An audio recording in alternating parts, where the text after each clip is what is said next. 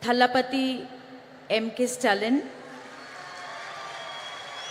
I have to say it's a great honor to come face to face with you, sir, for the first time.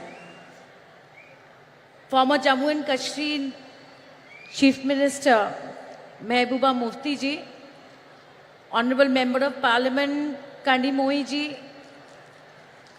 Indian National Congress General Secretary Priyanka Gandhi ji, NCP Working President Supriya Sule ji, Subhasini Ali ji, Miss Annie Raja, Leshi Singh ji, Rakhi Bidlan ji, and many of the eminent members of parliament, MLAs, ministers of the DMP party, and the electrifying caucus of women who have gathered here today to pay tribute to their great leader, Dr. Karunanidhi ji.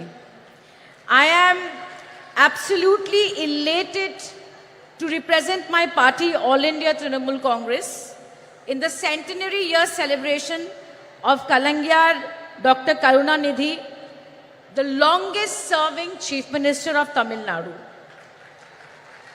On behalf of my leader, Honorable Chief Minister of Bengal and Chairperson of the party, Mamata Banerjee, I pay my respectful tribute to him. This is a significant platform to speak about the future of women in India.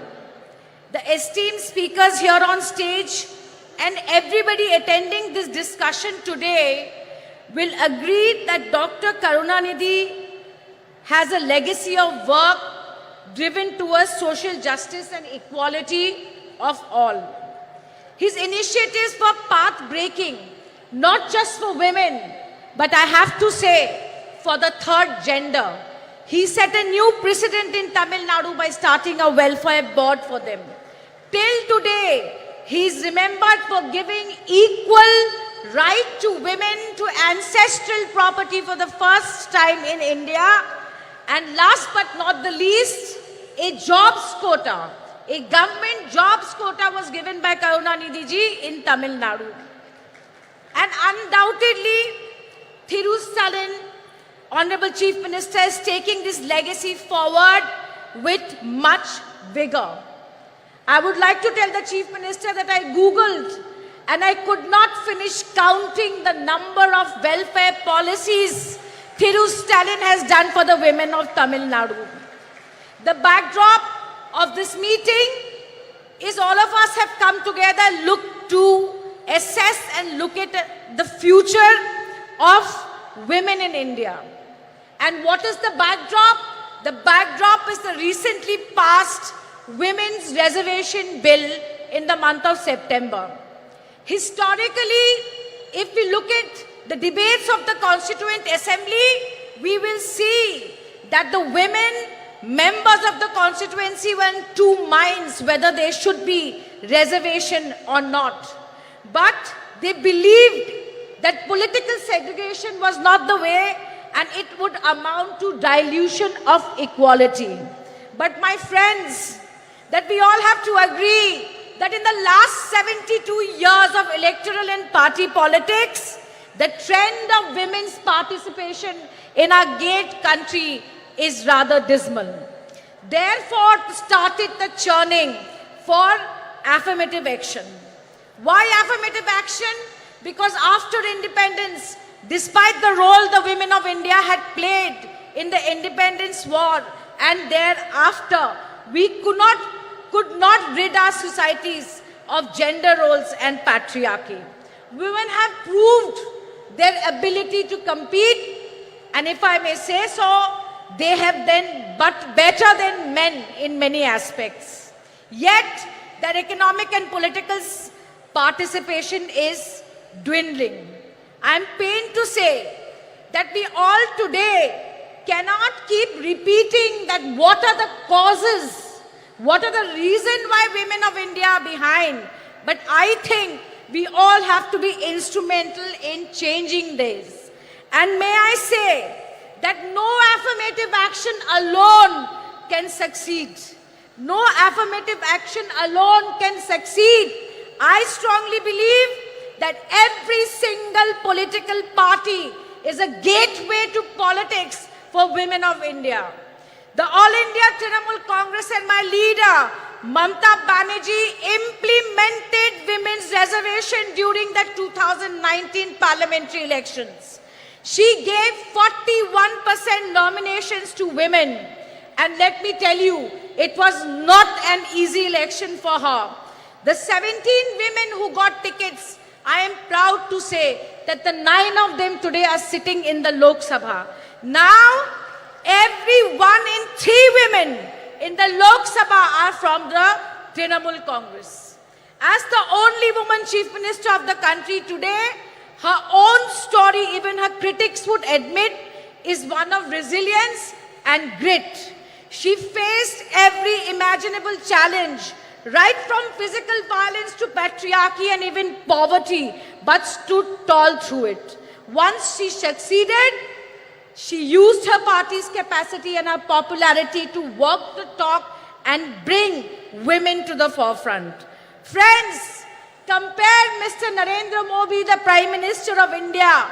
His Beti Bachao and Beti Padhao campaign is nothing but an advertising and PR excess for Prime Minister Modi.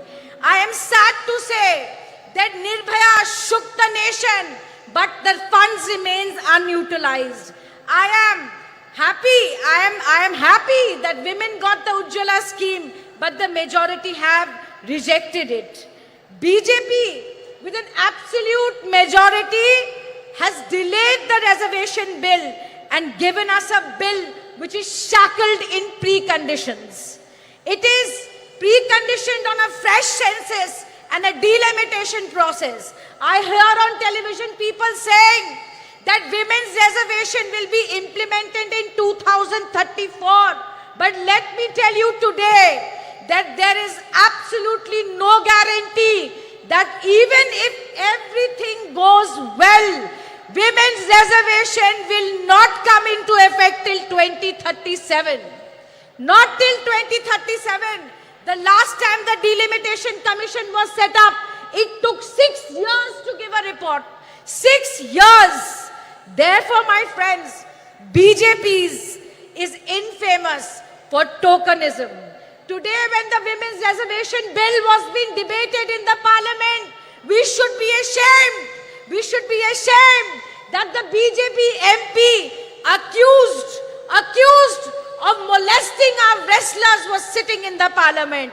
Today, while women were being paraded naked in Manipur, raped and children orphaned, today the Prime Minister's conscience were not shaken. But like I said, how do we do it differently? And the only thing that I can think of is where women have voted in greater numbers, why should they remain at a minimum of a bare number of 9% in the Lok Sabha? If we want to change this, I feel that there has to be political will.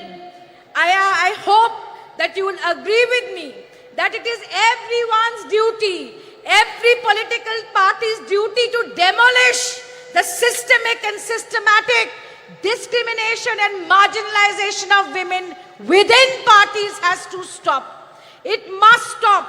We have to show the political will to have women in more substantive positions.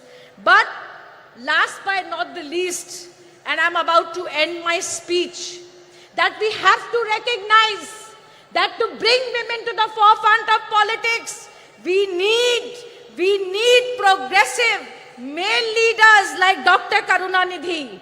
We need progressive male leaders like Shri Rajiv Gandhi ji, who gave the Panchayati Raj reservation. We need social activists like Raja Ram Mohan Nai, who stopped Sati. I have absolutely no doubt in my mind that India parties will come to power in 2024 and oust this regressive and anti-woman regime that is ruling the country and convert and turn this Women's Reservation Act into the greatest enabler in the history of this country for women amendment.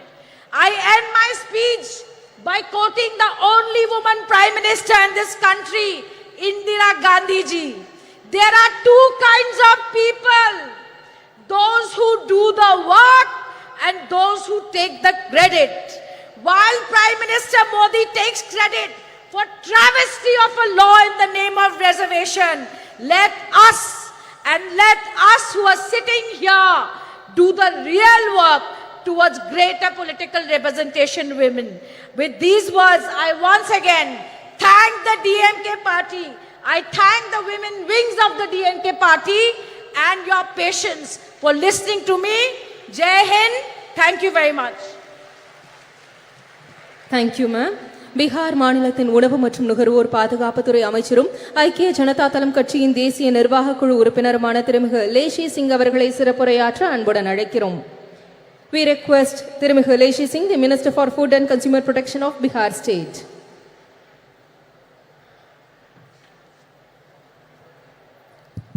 धन्यवाद। आज महिला अधिकार सम्मेलन में सर्वप्रथम मैं party Janata Dal United की ओर से उपस्थित महिला बहनों का हार्दिक अभिनंदन करती हूँ। मैं आभार प्रकट करना चाहती हूँ हमारे माननीय मुख्यमंत्री श्री नीतीश कुमार जी एवं जनता दल यूनाइटेड के राष्ट्रीय अध्यक्ष आदरणीय ललन सिंह जी का, जिन्होंने इस ऐतिहासिक कार्यक्रम में मुझे प्रतिनिधित्व करने का अवसर प्रदान किया। मैं धन्यवाद देना चाहूँगी देश की चर्चित प्रसिद्ध महिला नेत्री डीएम के सांसद बड़ी बहन आदरणीय कनिमोझी जी का, जिन्होंने मुझे व्यक्तिगत रूप से दूरभाष पर संपर्क कर इस प्रोग्राम में आने के लिए आमंत्रित किया।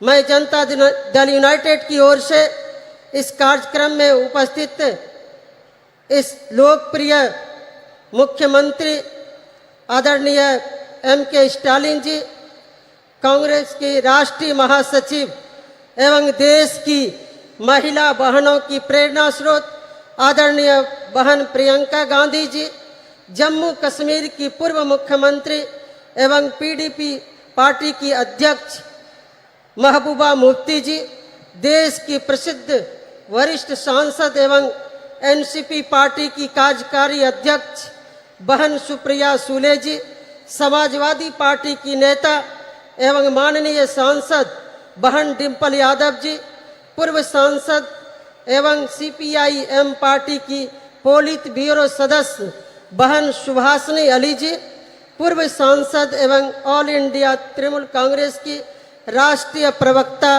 बहन सुष्मिता देव जी, सीपीआई की राष्ट्रीय कार्यकारिणी की सदस्य एनएफआईडब्ल्यू की राष्ट्रीय महासचिव बड़ी बहन एनी राजा जी, दिल्ली विधानसभा की माननीय उपाध्यक्ष एवं आम आदमी पार्टी की राष्ट्रीय कार्यकारिणी की सदस्य बहन राखी बिरला जी का मैं अभिनंदन करती हूँ। बहनों, कहा जाता है कि यत्र नारी पूज्यन्ते तत्र देवता, यानी जहाँ नारी की पूजा होती है वहाँ देवता का वास होता है। हम नारी सर्वशक्तिमान हैं। नारी के बिना संसार में मानव जाति की सृजन की कल्पना नहीं की जा सकती है। इसी शक्ति को सम्मान देने के लिए हमारे बिहार में माननीय मुख्यमंत्री श्री नीतीश कुमार जी ने सत्ता संभालते ही 2006 से पंचायती राज संस्थानों में एवं 2007 से नगर निकाय के निर्वाचन में महिलाओं के लिए 50% आरक्षण दिया जा रहा है। वहीं प्राथमिक शिक्षक नियोजन में 50% आरक्षण महिलाओं के लिए सुरक्षित है। राज्य में पहली बार पुलिस महिला बटालियन का गठन किया गया है। राज्य के सभी 40 पुलिस जिलों एवं 4 रेल पुलिस जिलों में एक महिला थाना की स्थापना किया गया है। राज्य में अनुसूचित जनजाति की महिलाओं के लिए स्वाभिमान बटालियन का गठन किया गया है। वहीं पुलिस बल में सिपाही से अवर निरीक्षक तक के पदों में सीधी नियुक्ति में महिलाओं के लिए 35% आरक्षण की व्यवस्था की गई। सरकारी सेवाओं संवर्गों के सभी स्तर के एवं सभी प्रकार के पदों पर सीधी नियुक्ति में 35% आरक्षण दिया ही जा रहा है। एक उदाहरण मात्र मैं देना चाहूँगी। बिहार राज्य में 1,07,431 पंच के पद पर कुल 63,974 पंच की सीट पर महिला जीतकर आई है। 38 जिला परिषद अध्यक्ष में 29 महिला जिला परिषद अध्यक्ष। वहीं कुल 8,058 मुखिया में कुल 4209 मुखिया पद पर आसीन है। पंचायती राज व्यवस्था में महिलाओं को आरक्षण देने की नेक सोच रखने वाले देश के हमारे भूतपूर्व प्रधानमंत्री स्वर्गीय राजीव जी को भी मैं स्मरण करना चाहूँगी। आज स्वर्गीय राजीव गांधी जी रहते तो महिलाओं को देश की संसद और विधानसभाओं में कब का 1/3 आरक्षण मिल गया होता। हमारे बिहार में नारी सशक्ति के अग्रणी नेता माननीय मुख्यमंत्री श्री नीतीश कुमार जी द्वारा ऐतिहासिक कदम उठाए गए, जिनकी चर्चा करूंगी तो काफी वक्त लग सकता है। मुख्यमंत्री बालिका पोशाक योजना, छात्रवृत्ति योजना, साइकिल योजना, बालिका प्रोत्साहन योजना, बिहार स्टूडेंट क्रेडिट कार्ड योजना, मुख्यमंत्री किशोरी स्वास्थ्य कार्यक्रम आदि चलाकर महिलाओं को अवसर प्रदान किया गया है। मुख्यमंत्री कन्या उत्थान योजना, लक्ष्मीबाई पेंशन योजना, मुख्यमंत्री नारी शक्ति योजना से महिलाओं को काफ़ी लाभ पहुंचा है। जो महिला को कभी अबला कहा जाता था, उसे सबला बनाने के लिए हमारे माननीय मुख्यमंत्री श्री नीतीश कुमार जी प्रयास कर रहे हैं। मुख्यमंत्री महिला उद्यमी योजना चलाया जा रहा है। वहीं महिलाओं को सरकारी नौकरी में तो 35% आरक्षण दिया ही जा रहा है। तमिलनाडु में भी भूतपूर्व मुख्यमंत्री अभिभावक समान स्वर्गीय करुणानिधि जी के द्वारा महिलाओं के लिए कई योजनाएं चलाई गई। उन्हीं के पद चिन्हों पर चलकर वर्तमान मुख्यमंत्री स्टालिन जी भी महिलाओं को सम्मानित व गौरवान्वित करने का अवसर प्रदान किया है। हम इसके लिए आदरणीय स्टालिन जी का समस्त महिला बहनों की ओर से आभार प्रकट करती हूं और धन्यवाद देती हूं। एक तरफ स्वर्गीय राजीव गांधी जी, स्वर्गीय करुणानिधि जी, माननीय मुख्यमंत्री नीतीश कुमार जी, माननीय मुख्यमंत्री स्टालिन जी, माननीय मैडम सोनिया गांधी जी, जिन्होंने महिलाओं के हित में इतने ऐतिहासिक कदम उठाए हैं, लेकिन उसका ढिंढोरा नहीं पीटा जा रहा है, मार्केटिंग नहीं किया जा रहा है। बस सेवा भाव से महिलाओं को अधिकार प्रदान कर सशक्त करने के लिए काम किया जा रहा है। दूसरी ओर केंद्र की भाजपा सरकार, जिनके नेता नरेंद्र मोदी जी महिलाओं के लिए कुछ नहीं किया, बस योजनाओं को ब्रांडिंग कर अपने चेहरे को बढ़ाने चमकाने का काम किया। अभी हाल ही में महिला आरक्षण बिल को देश की संसद में भाजपा सरकार की ओर से लाया गया। सभी दलों ने मिलकर उसे पारित किया। इससे पहले भी मैडम सोनिया गांधी जी के प्रयास से डॉक्टर मनमोहन जी की सरकार ने प्रयास किया था। इस बिल का नाम नारी शक्ति वंदन अधिनियम रखा गया। बहनों भाइयों, लेकिन ये नारी शक्ति वंदन के बजाय मोदी वंदन बनकर रह गया। इस बिल में कब आरक्षण लागू होगा, कोई समय सीमा नहीं बताया गया। वंचित अति पिछड़े वर्गों का ख्याल नहीं रखा गया है। लेकिन मोदी जी एक जुमला की तरह इस विधेयक पर अपनी पीठ थपथपा रहे हैं। नारी वंदन के बजाय नरेंद्र मोदी महिलाओं से आरती उतरवा रहे हैं, अपना चरण वंदन करवा रहे हैं। उनका इस बिल से कोई लेना देना नहीं है, सिर्फ अपना चेहरा चमकाने के लिए इस तरह का बिल पेश किया गया। माननीय मैडम सोनिया जी, मैं तमाम प्रियंका गांधी जी, तमाम यहाँ पर जितनी भी महिला नेत्री हैं, मैं उनको आश्वस्त करना चाहूँगी, मोदी सरकार देश में आने वाली नहीं है। ये बिल शायद आपके और नीतीश कुमार जी, स्टालिन जी, शरद पवार जी, इंडिया के प्रमुख नेताओं के नेतृत्व में बनने वाली सरकार में ही ये संभव हो पाएगा। हम सभी चाहते हैं देश की महिला आरक्षण बिल में बिहार मॉडल को अपनाया जाए, जिसमें आबादी के हिसाब से 50% आरक्षण महिलाओं को बिल मिल सके, बिल में प्रावधान हो। इस कार्यक्रम के माध्यम से देश की महिला बहनों से कहना चाहूँगी कि हम महिलाएं किसी क्षेत्र में पुरुषों से कम नहीं है। यहाँ तक कि पुरुषों के तुलना में महिलाएं ज़्यादा ईमानदार, कर्तव्यनिष्ठ हैं। आज महिलाएं हर क्षेत्र में अव्वल होती आ रही हैं। महिला एक घर में जन्म से लेकर दूसरे के घर भी जाकर उसे सुसज्जित संस्कार देने का काम करती है। महिलाएं धरती से लेकर अंतरिक्ष तक पहुंची। महिलाओं को केवल अवसर मिलने की आवश्यकता है। महिलाओं को अवसर मिलने पर महिलाओं ने साबित कर दिया है कि पुरुषों से कई ज़्यादा गुना काबिलियत महिलाओं में है।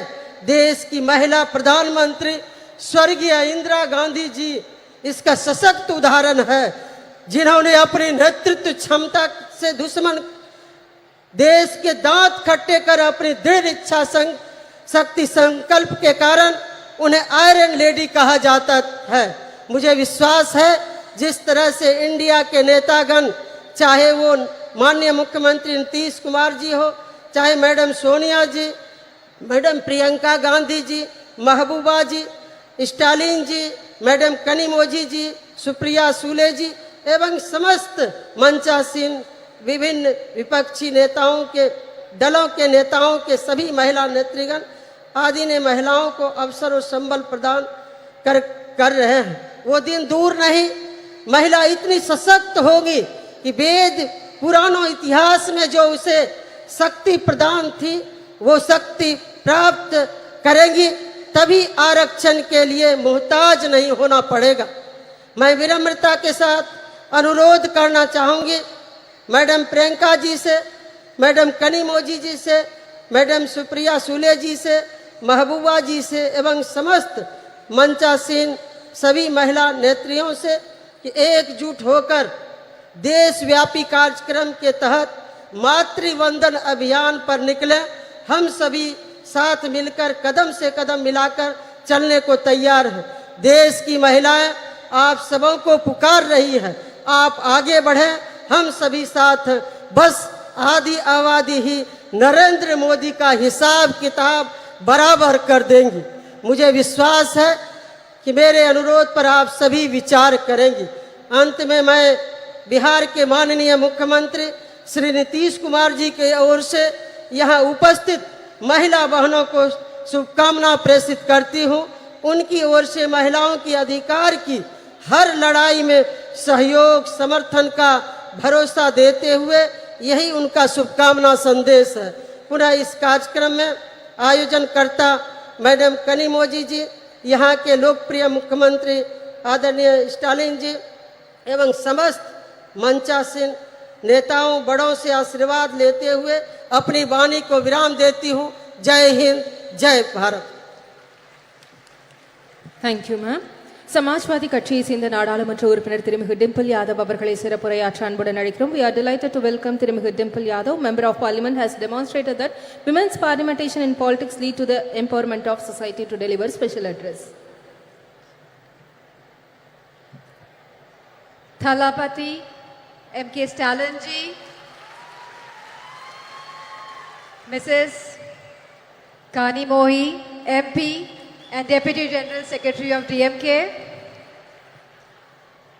General Secretary of International Congress Priyanka Gandhi ji, MP and Working President of NCP Mrs. Supriya Sule ji, former Chief Minister of Jammu Kashmir, Chairperson PDP Mrs. Mehbooba Mufti ji, former MP and Pilot Bureau member of CPI-M Mrs. Subhashini Ali ji, National Congress National Executive Committee member CPI Mrs. Ani Raja ji, Minister of Food and Consumer Protection Government of Bihar Mrs. Leshi Singh ji, Deputy Speaker Delhi Assembly and National Executive Member of AAP Mrs. Rakhi Bidlan ji, former MP and National Spokesperson AITC Mrs.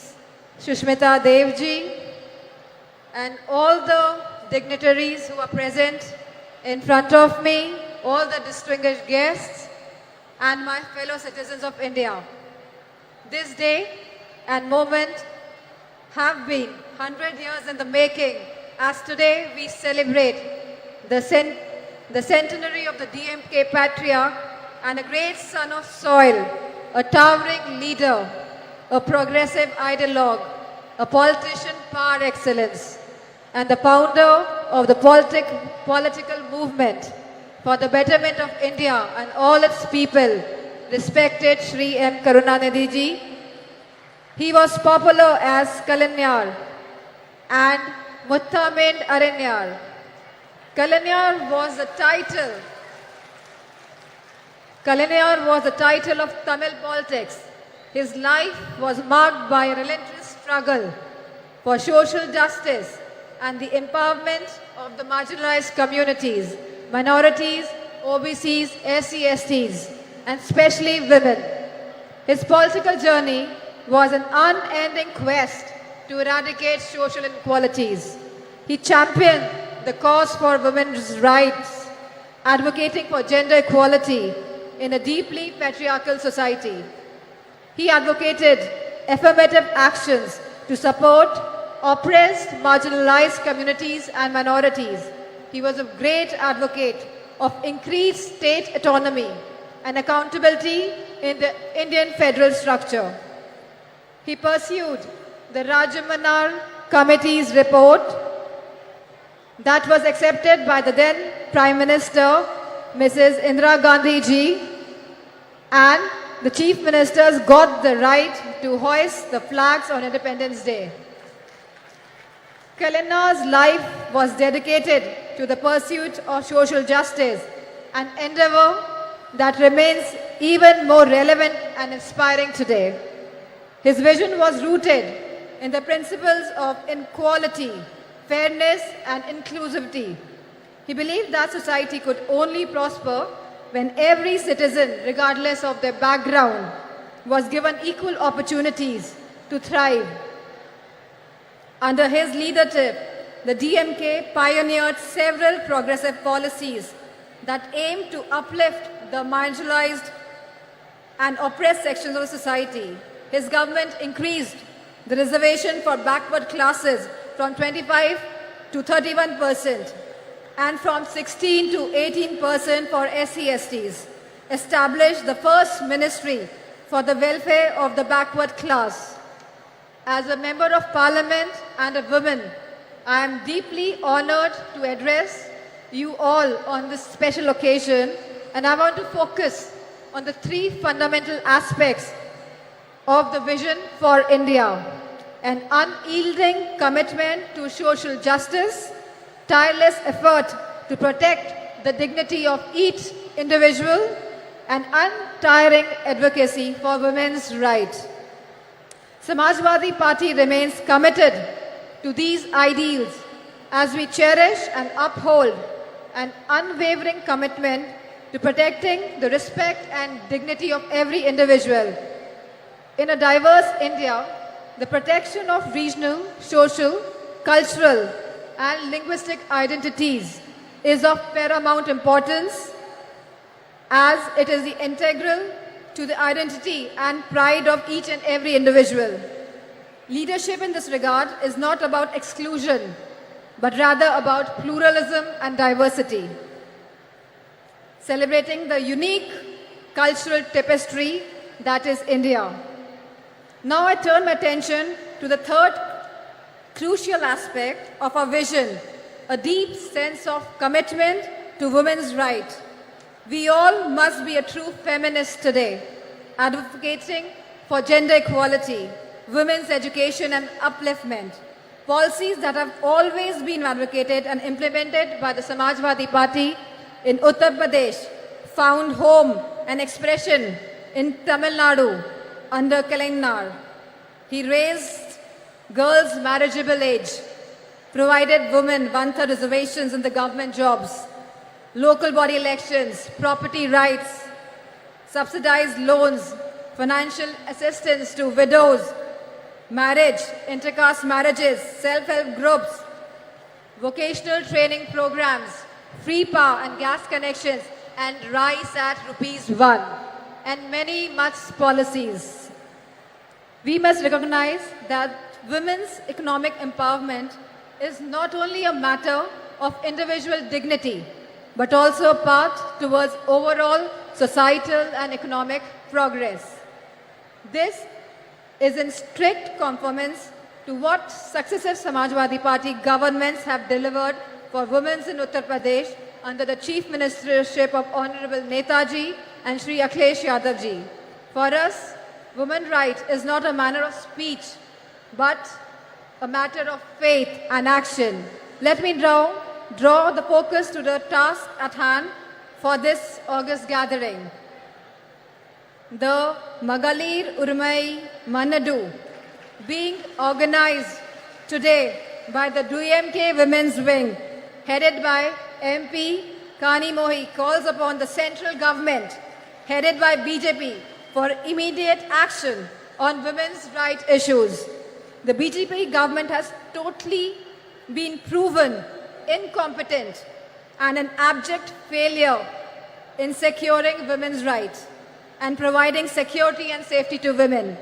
India has witnessed an alarming surge in crimes against women, particularly of the OBCs, SC, STs and the minorities. This dire situation reflects poorly on the government's ability to ensure the safety and the security of women, especially from the OBCs, SC, STs and minorities who bear the brunt of this crisis. Manipur is a living example today for us. What has been seen in Manipur is really shattering the very idea of India. The data reveals that incidents of rape and sexual assault and violence against young girls, infants, women and older women have reached to one of the highest ever under the BJP government, exposing a fundamental breakdown in social order, sense of security and law and order. The lack of swift justice and a consistent track record of not holding perpetrators accountable has led to this scary situation in the country. This needs to be corrected immediately.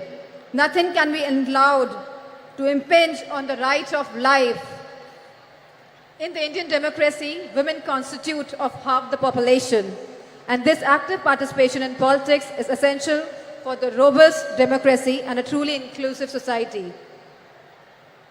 The recent proposal by the BJP government to postpone the vital reform of implementing 33% reservations of women in parliament and state assemblies way into the distant future is a huge disappointment that appears to be only a BJP political ploy.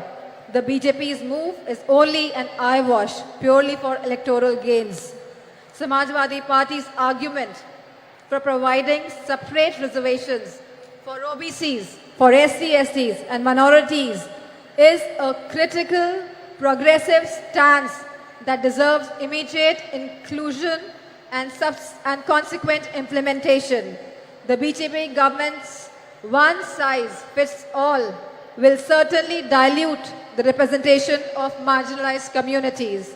The Samajwadi Party's proposition recognizes the unique challenges faced by the women of OBCs, SC/STs and minorities. By providing separate reservation, it ensures that these historically disadvantaged groups have a more equitable chance at political participation. BJP government should be open to this critical improvement offered by the Samajwadi Party. It is essential to recognize that diversity in representation is key to vibrant and dynamic democracy. The Samajwadi Party's argument rightly underscores this crucial point. As Samajwadi Party has consistently advocated for women's safety and their rights. We recognize the importance of safe environment for women as a catalyst for the societal change and economic growth. A safe environment empowers women to participate more actively in the workforce, driving India's progress. In fact, Claudia Golden of Harvard, who won the Nobel Prize in Economics, argues for increased women labor force participation rate, validating Samajwadi Party's approach and philosophy on this subject. The time for procrastination has passed. We need to break down the barriers that have held women back for so long. Let us build a society where everyone can live with dignity, freedom, and equal opportunities. We at Samajwadi Party, along with the India Coalition, are committed to making this vision a reality. And we urge all the citizens to join us in this essential demand for the coming change. It is an idea whose time has come. Thank you, DMK, for organizing this wonderful congress, this wonderful conference today, and for giving me this opportunity to present my views, my thoughts on behalf of Samajwadi Party. And I thank all the women wing of DMK. Thank you. Jai Hind. Thank you ma'am. சமத்துவத்தையும் சமூக மாற்றத்தையும் இலக்காக கொண்டு மகளிர் உரிமைகளுக்காக போராடி வரும் இந்திய கம்யூனிஸ்ட் கட்சியின் தேசிய நிர்வாக குழு உறுப்பினரும் இந்திய மாத தேசிய சம்மேளனத்தின் பொதுச் செயலாளருமான திருமிகு ஆனி ராஜா அவர்களை சிறப்புரையாற்ற அன்புடன் அழைக்கிறோம்.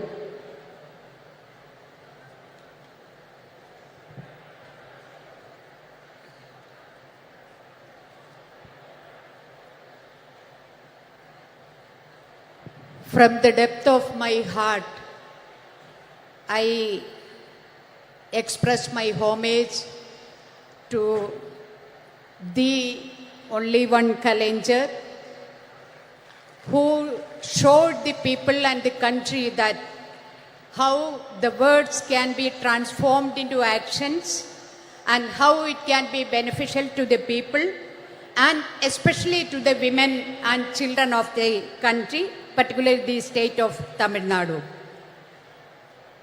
I extend my gratitude and red salute to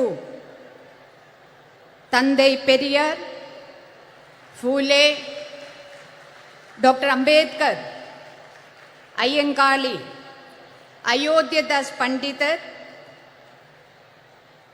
for their immense contribution and effort for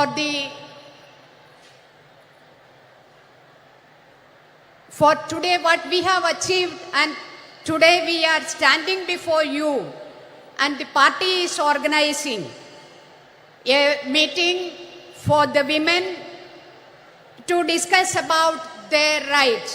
So this is possible because of the efforts of all these great stalwarts who have given their life for gender equality and justice, and my red salute to all of them.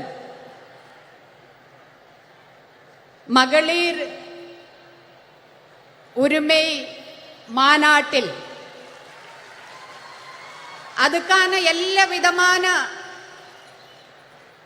ஒர்க்கும் செய்து எல்லா ஹெல்ப்பும் செய்து ஏதாச்சும் குறை இருந்தால் அதை பார்த்து எங்களுக்கு இந்த நல்ல முறையாக இந்த மாநாடு முடிக்கிறதுக்காக எங்களோடு சேர்ந்து இந்த மேடையில் அமர்ந்திருக்கும் இந்த தமிழ்நாடினுடைய முதலமைச்சர் தளபதி அவர்களே,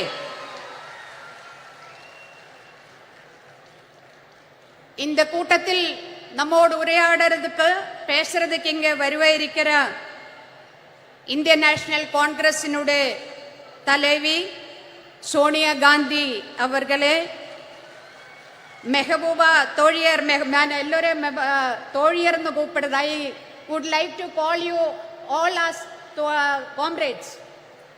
ஸோ தோழியர் மெஹபூபா முஃப்திஜி, தோழியர் பிரியங்கா காந்திஜி, தோழியர் கனிமொழிஜி, தோழியர் சுபாஷினிஜி, தோழியர் சுப்ரியா சூலேஜி, தோழியர் டிம்பிள் யாதவ்ஜி, தோழியர் லெஷி சிங்ஜி, தோழியர் சுஷ்மிதா தே, தோழியர் ராக்கி அண்ட் நம்மளை எல்லோரும் இங்கே வருக வருக என்று வெல்கம் பண்ணி அமர்ந்திருக்கிற தோழியர் ஹெலன்ஜி, உங்களுக்கு எல்லோருக்கும் இந்தியன் கம்யூனிஸ்ட் பார்ட்டி சிபிஐயுடைய இந்திய மாதர் தேசிய சம்மேளனம் NFIWனுடைய நெஞ்சார்ந்த வணக்கத்தையும் வாழ்த்துக்களையும் தெரிவிக்கிறேன்.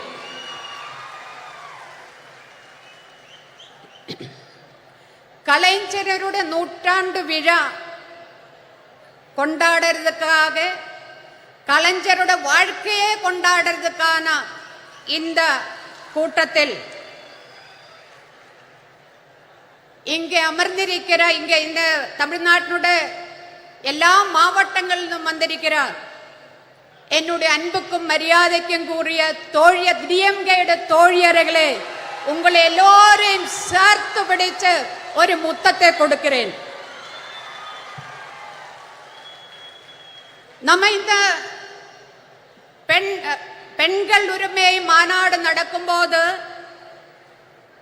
என்ன நேட்டங்கள் இந்த தமிழ்நாட்டில் பெண்களுக்காக கலைஞரும் அதே மாதிரி டிஎம்கே பார்ட்டியும் இங்கே நமக்கு பெற்று தந்திருக்கிறதோ, அதே மாதிரி இந்திய தேசத்தில் நம்ம பெண்கள் என்ன சட்டங்களை என்ன உரிமைகளை நம்ம நேடி இருக்கிறதோ, இந்த போன 75 ஆண்டுக்குள்ளே போராட்டங்கள் பண்ணி நம்ம நேடி இருக்கிறதோ, அந்த அத்தனை உரிமைகளையும் பறிக்கிற மாதிரி தான் இன்னைக்கு மத்தியில் ஒன்றிய ஆட்சி இந்த தேசத்தை ഭരിച്ചു கொண்டிருக்கிறது. மனுவாதி பாசிசம் இந்தியாவில் எல்லா இடத்திலுமே பாம்பு மாதிரி, விஷப்பாம்பு மாதிரி பத்தி விடர்த்தி ஆடுறத ஒரு நிலைமையை பார்க்கிறது. மதேதர மதசார்பற்ற இந்தியாவினுடைய பாராளுமன்றத்தில் இன்னைக்கு கேட்கிறது ஜெய் ஸ்ரீராம் എന്നൊരു குரல் தான்.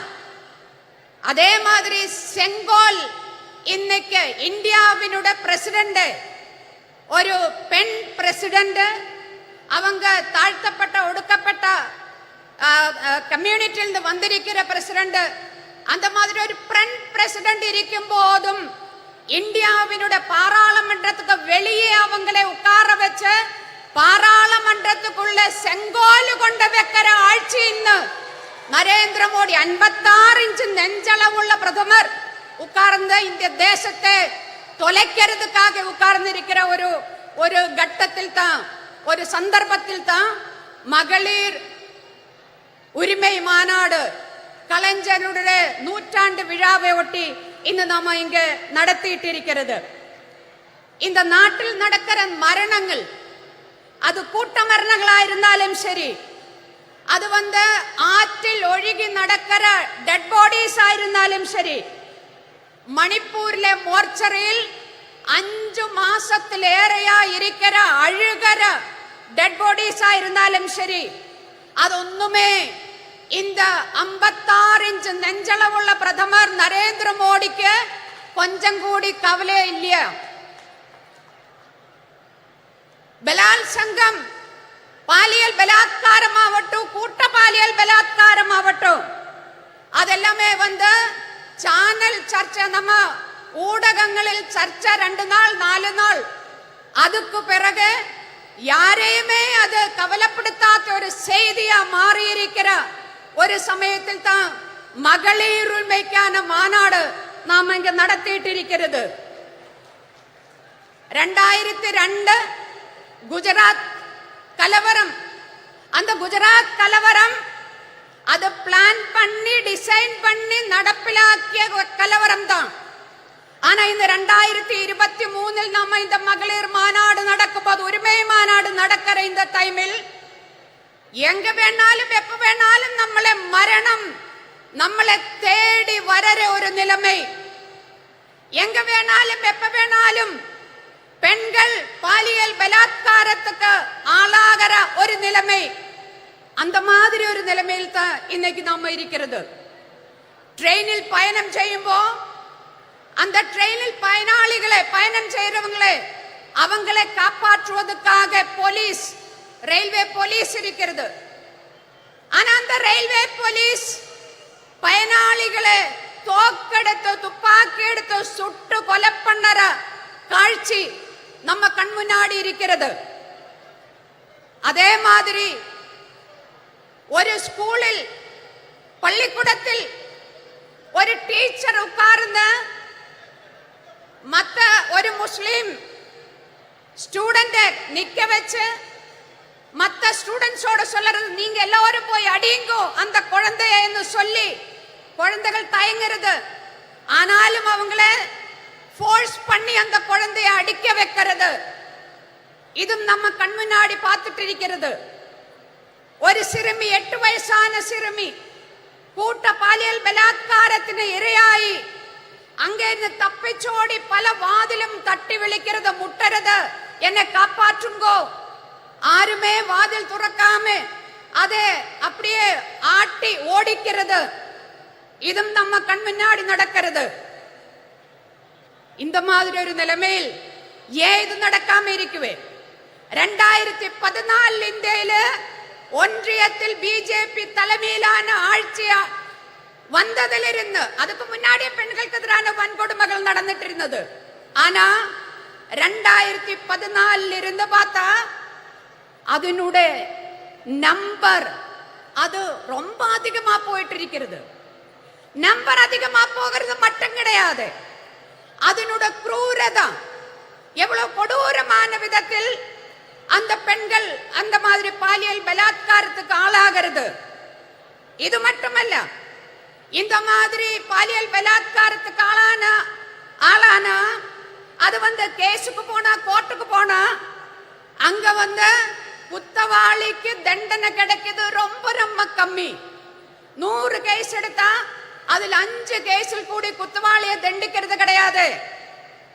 அது மட்டுமா, ரொம்ப ரொம்ப இந்தியாவில் இருக்கிற பெண்கள் இன்னைக்கு போர் முகத்தில் நிற்கிற மாதிரி யுத்த സമാനമായ ഒരു സാഹചര്യത്തിലൂടെ ഇന്ത്യയിലെ സ്ത്രീകൾ കടന്നു പോകുന്നു എന്ന് പറയുന്നതിന് പ്രധാനപ്പെട്ട 2 കാരണങ്ങൾ ഇരിക്കുന്നത്.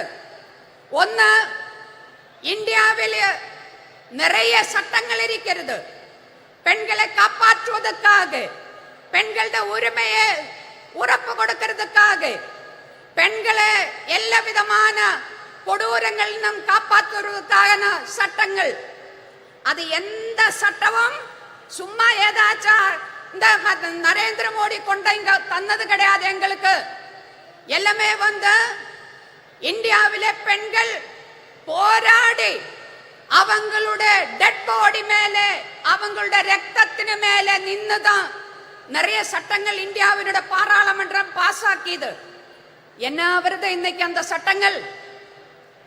அங்கே குஜராத்தில் பில்கிஸ் பானு, என்ற பில்கிஸ் பானுவினை பற்றி நான் നിങ്ങളോടെല്ലാം சொல்ல வேண்டிய அவசியம் கிடையாது. பில்கிஸ் பானுவினை அவளுடைய குடும்பத்திலே மற்ற பெண்களை கூட்ட பாலியல் பலாத்காரம் பண்ணி அவங்களை கொலை பண்ணிய அந்த கொடும் குற்றவாளிகள் அவங்களில் ஜெயில் இருந்தது. ഇന്ത്യ വന്ന് 56-ഇഞ്ചുകാരൻ പ്രധാനമന്ത്രിയുടെ തലമയിൽ 75 ആണ്ട് സ്വതന്ത്ര ദിന വിഴ നമ്മ സെലിബ്രേറ്റ് பண்ணிருக்கும் போது இந்தியாவில ஜனங்கள் செலிப்ரேட் பண்ணிருக்கும் போது இந்தியாவுடைய பிரதமர் நரேந்திர மோடி செங்கோட்டையில் இருந்து பேசிட்டு இருக்கும் போது அதே நேரத்தில் குஜராத்தில் இருந்த அந்த கொடும் குற்றவாளிகளே ஜெயிலில் இருந்த அந்த குற்றவாளிகளே அப்படியே ஜெயில் துறந்து விட நீங்கள் எல்லாம் போயிடுங்கோ என்ன சொன்னது சன்ஸ்காரி பிராமின் அவங்களெல்லாம் பயங்கரமான பிராமின்ஸ் பிராமணை வந்து ஜெயிலில் வச்சா கொடும் பாவம் அதனால அவங்களை விடுவிக்கிறேன் அப்படின்னு சொல்லி பில்கிஸ் பானுவினை அவளுடைய குடும்பத்தை அழிச்ச அந்த பெண்களை கற்பழிச்ச அந்த கொடும் குற்றவாளிகளை ஜெயில்னு ஃப்ரீயா விடுறது அது என்ன அர்த்தம் அதுக்கு அர்த்தம் அதனுடைய அர்த்தம் என்ன சொன்னா இந்தியாவில் இருக்கிற அத்தனை சட்டங்களும் பெண்களுக்கான பெண்களுடைய உரிமைக்கான அத்தனை சட்டங்களும் அதுக்கு எந்த அர்த்தமும் இல்லாத போகிறது 2014 இருந்து ഞാൻ முடிக்கிறேன் 2014 இருந்து ഇന്ന് വരേക്കും RSSനാൽ നയിക്കപ്പെടുന്ന ഫാസിസ அரசாங்கம் மத்திய அரசாங்கம் ஒன்றிய அரசாங்கம் அது வந்து பெண்களை ஏமாற்றித்தான் இன்னைக்கு ஆட்சியில் அமர்ந்திருக்கிறது என்ன சொன்னான்னு எனக்கு முன்னாடி இங்க பேசியது பேட்டி பச்சாவோ பேட்டி படாவோ அதெல்லாம் நான் சொல்றது இல்ல இப்ப என்ன கடைசியில வந்து பெண்களுக்கு இடஒதுக்கீடு சட்டம் பாஸ் பண்ணி இருக்கிறது இந்த பேப்பர்ல சக்கரை எழுதி வைக்கிறது சக்கரை அப்புறம் கட்டன் சாயை எடுத்து நான் குடிக்கிறது அந்த கட்டன் சாயில விலைவாசினால சக்கரை கிடையாது இன்னைக்கு சென்டர் அங்க இருந்த சக்கரை கொடுக்கறது கிடையாது இங்க தமிழ்நாட்டுல சக்கரை கொடுக்கறதா என்னன்னு தெரியல எனக்கு ஆனா இந்த கட்டன் சாய் இப்படி பார்த்து அல்ல சாரி இந்த பேப்பர்ல சக்கரான்னு எழுதி இருக்கிறது இப்படி ஒரு முறை பார்த்து கட்டன் சாயா குடிச்சா மதுரிக்குமா இனிப்பாயிருக்குமா அதே மாதிரிதான் ஏட்டிலே புக்கிலே பசு புல்லு தின்ன மாட்டே மகளிருக்கு இடஒதுக்கீடு சட்டம்னு சொல்லி பாஸ் பண்ணிது தெய்வம் ஆறு நரேந்திர மோடி ஆனா இதை எப்ப அமல்படுத்துவே ஏதாச்சும் சொல்லி இருக்கிறதா இன்னைக்கு அமல்படுத்ததா நாளைக்கு அமல்படுத்துறதா 2024 அமல்படுத்துறதா எதுவுமே சொல்லுறதில்ல நரேந்திர மோடியோட வாழ்வில இது பார்க்க முடியுமா என்னன்னே சொல்லுறதில்ல பெண்களை ஏமாற்றி ஆட்சியில் அமர்ந்திருக்கிற நரேந்திர மோடி அரசாங்கத்தை ஒழிச்சு கட்டுறதுக்காக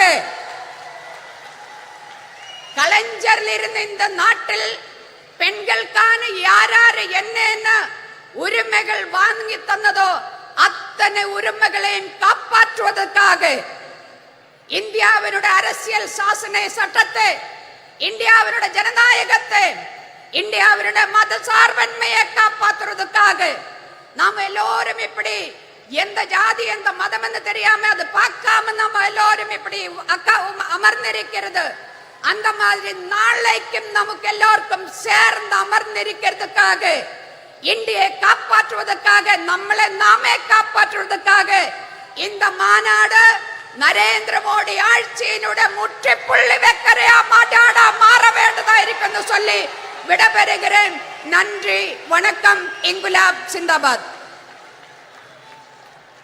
சிறப்புரையாற்றியமைக்கு நன்றி அம்மா. தேர்ந்த அரசியல்வாதியும் ஒப்பற்ற போராளியுமான தேசியவாத காங்கிரஸ் கட்சியின் செயல் தலைவர் நாடாளுமன்ற உறுப்பினர் திருமிகு சுப்ரியா சூலே அவர்களை சிறப்புரையாற்ற அன்புடன் அழைக்கிறோம்.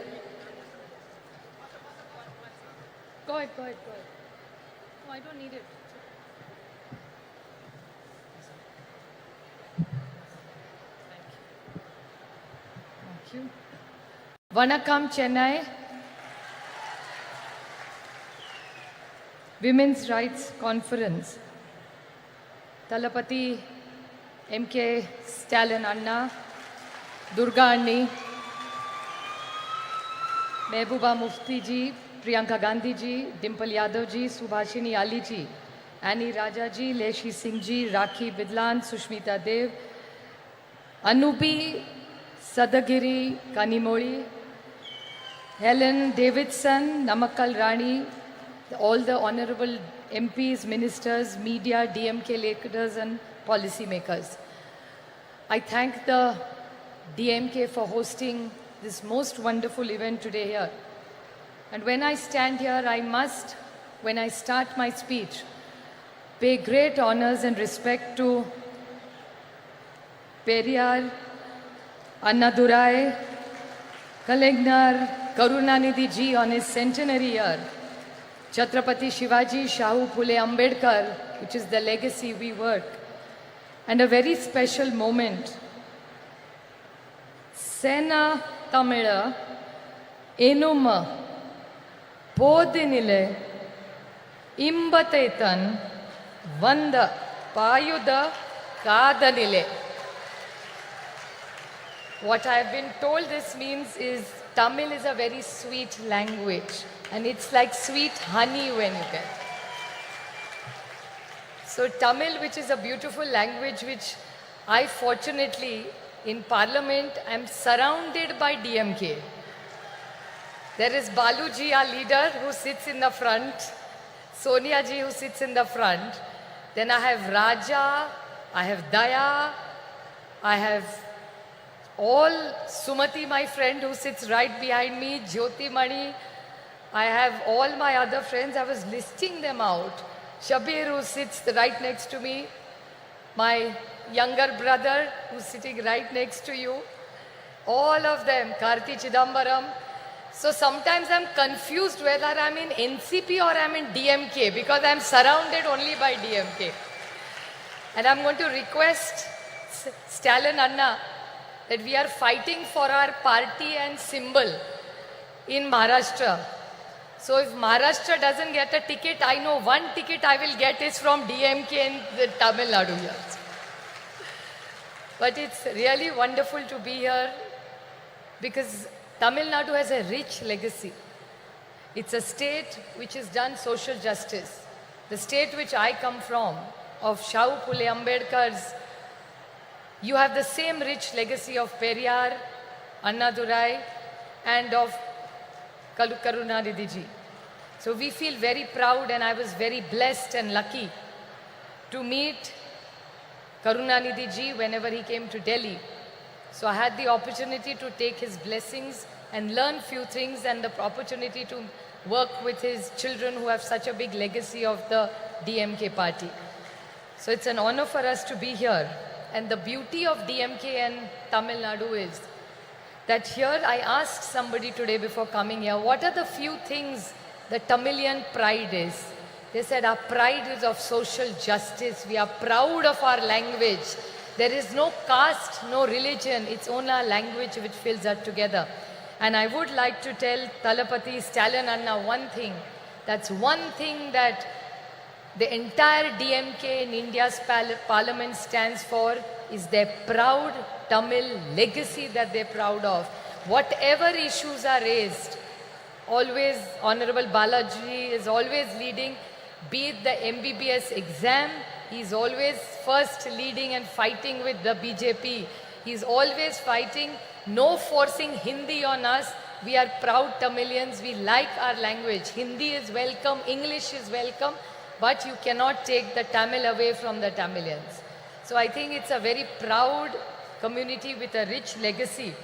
And there is one most big contribution which you all have done, which Kalingar has done, is they have not only taken Tamil language ahead, but even the technical words in schools used were started by Kalingar. So there are technical language.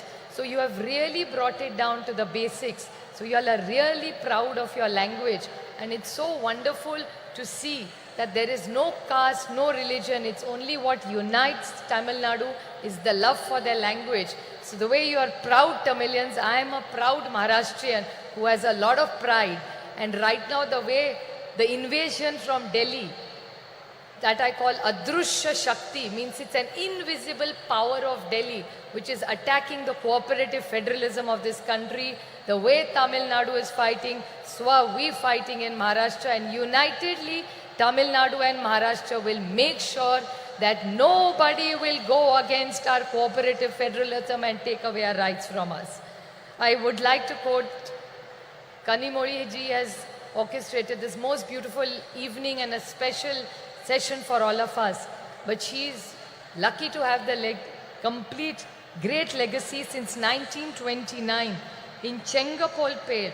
There was Periyar who did the first women's conference of self-respect conference, which Periyar started and I think led this entire country. And I would like to compliment Thalapathy Stalin Anna for this most wonderful thing which his father did. And I think it's wonderful that the son takes the legacy of the Samavat Puranam, which every woman who left together. And not did she just live together, the house is not in the husband's name, the house is in the woman and the wife's name. So I really compliment this for this wonderful work that they have done. And this conference is about a women. I don't look at myself as a woman MP. I'm a member of parliament. But I would definitely like to put something on record which actually I would not like to call my friend Kanimozhi a victim. But this time when the speeches started about the women's reservation bill, Kanimozhi, which actually means sweet language, and she's exactly sweet language. So when Kanimozhi stood up to give her speech in parliament, she stood up and the bullies of the Bharatiya Janata Party who claim they want to wish women, before Kanimozhi started her speech, started heckling her. And I must say the entire DMK team with the entire NCP, we fought. They are 300, we are only 100. But I'm sure Sumati, Baluji, Daya, Raja, all of us who were there, Kadir, you were there, we all shot those 300 BJP men down because we felt that Kanimozhi was fighting for the rights of every woman of the state. And she, in a most articulate way, put up the points of the DMK. So I really congratulate her for all the efforts that she has done. Well, Tamil Nadu and Maharashtra have a deep relationship. For me personally, Tamil Nadu is very, very special. For the reason that my youngest sister Ashwini is married to a Tamilian boy and they live in here. Kartikeyan, my brother-in-law, is born in a place called Erode. And she's more Tamilian than most Tamilians. She has the most beautiful thali that she wears. And all the women in our family now started wearing thali because of my sister who's married in Chennai. So we have a deep connection of architecture, food, saris, textile, jewelry, music, dance. So I think the rich heritage of Tamil has come to Maharashtra and we feel closer to Tamil Nadu because our daughter has been given here and she's so well treated by Tamilians. So I'm eternally grateful for Tamil Nadu to accept my Maharashtrian daughter here and teach her all the good things that the Tamilians and make her a richer and a nicer person being here. She was quite nice when she was with us, but she's become a better person after she's moved here. So we are eternally grateful to you for looking after my sister. And it's really interesting that how languages bring us together. There are two common things between Maharashtra and Tamil. You have L, you have L, and you have L. We have only L and you have L. It's like Malai is mountain, Palli is school, and Kanimozhi is sweet language. So it's L, L and Modi. So these are all interesting things that bring us all together. And we all who are on the dais today are committed to giving every woman her dignity, and that's why we are all here from various parts of the nation. We all work together, and the India project that has been started, we are committed to giving a fair and a just leadership and governance which India deserves. So we are committed, and I thank Thalapathy Stalin Anda for all the efforts that he makes. He comes for every India meeting. The first leader to come to the meeting is Baluji and Anna. Most punctual, most eager. Sometimes people are talking in Hindi, They have no clue what is going on, but Anna and Baluji are very meticulously hearing the meeting. In the middle, they will ask me, what are they saying? Then now we keep a translator for them, but they are so meticulously working, most punctual, most disciplined in every India meeting. So every time we meet Anna and Baluji, we always learn something from me. So I'm eternally grateful to the entire DMK team for putting up this most wonderful meeting and hosting us with so much love. Just a last note I would like to remain, when I see so many women, my most favorite thing in the world and the most favorite flower of mine is jasmine. And the Mallipu is most beautiful, which is Mallipu is the best quality Mallipu you get is in Chennai. And every time I come to Chennai, I take 2 kilos of Mallipu for my mother. It's the most precious gift that I can give my mother. And while I was walking, when I came to meet Anni, I saw in the audience, I could smell this beautiful fragrance of happiness, joy and celebration. The whole power of this positive energy of the women of Chennai. I'm eternally grateful for us to be here together to celebrate life, to celebrate freedom, to celebrate joy, to bring it, because I think women have a huge power behind, and it's not about genders. I think the great teamwork that we have done, and like Kanimoli always says in Parliament, don't put us on a pedestal and glorify us as women. We are gender equal, we are as equal as the men. We don't want glorification. We only want equal rights, which we have deserved. And I think with the legacy of Periyar, Anna and Kalingar, I think Tamil Nadu leads the way to all of us for a better India. Thank you very much. சிறப்புரைக்கு மனமார்ந்த நன்றி. அரை நூற்றாண்டிற்கு மேலான பொது வாழ்வில் ஒடுக்கப்பட்ட மக்களின் உரிமை குரலாய் ஒலித்துக் கொண்டிருக்கும் முன்னாள் நாடாளுமன்ற உறுப்பினராகவும் மார்க்சிஸ்ட் கம்யூனிஸ்ட் கட்சியின் இந்நாள் பொலிட் பீரோ உறுப்பினராகவும் திகழும் திருமிகு சுபாஷினி அலி அவர்களை சிறப்புரையாற்ற அன்புடன் அழைக்கிறோம்.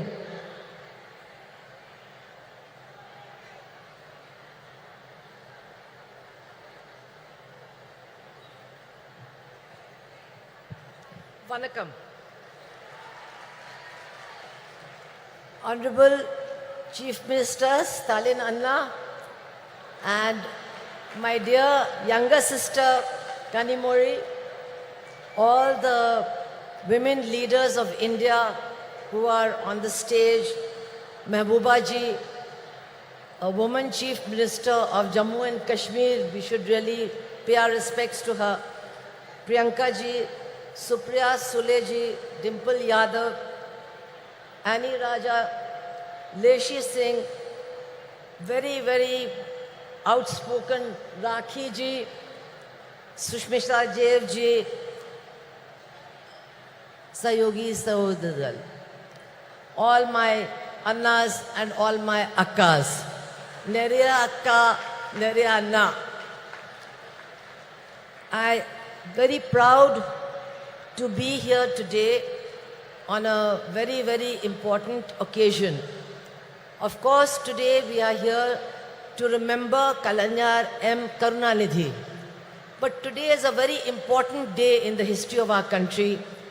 14th October is the day that Dr. Baba Saheb Ambedkar, to escape the tyranny of the caste system and Manusmriti, converted to Buddhism. Today is the day of his conversion.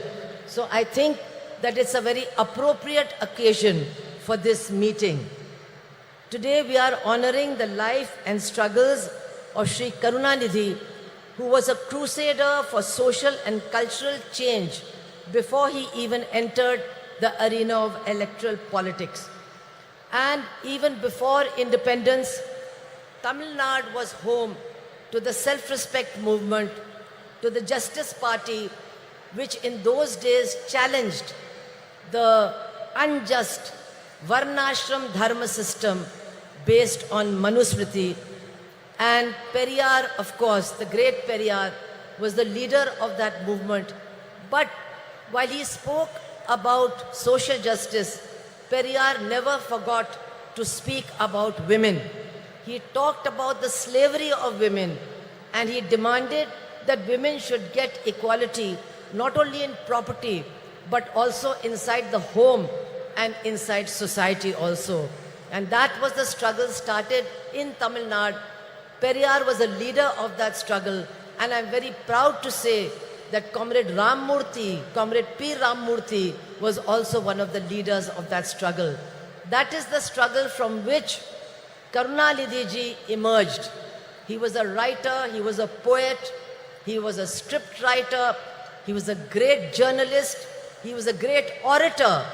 And after 1965, when the big anti-Hindi agitation took place in Chennai, and I was a witness to that because I was a student in Chennai, and I'm happy to tell you, I was the only Hindi-speaking person who was also supporting that movement in Tamil Nadu.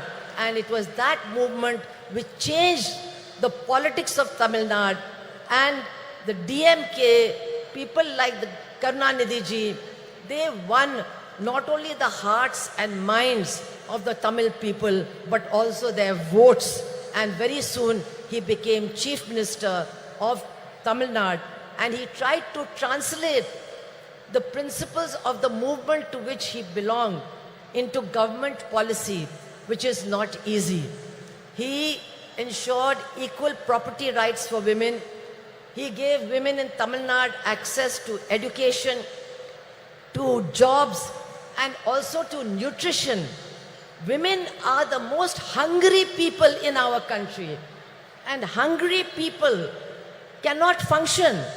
Today, India is 111 on the hunger list of our country in the reign of Narendra Modi. But governments like Tamil Nadu, left government of Kerala have done a great service by trying to ensure that not a single woman and not a single child goes to sleep hungry. Their nutritional needs are taken care of. This is a great achievement. I would like to say that Karunanidhi ji, apart from the policies of his government, was always committed to social justice. He promoted self-respect marriages.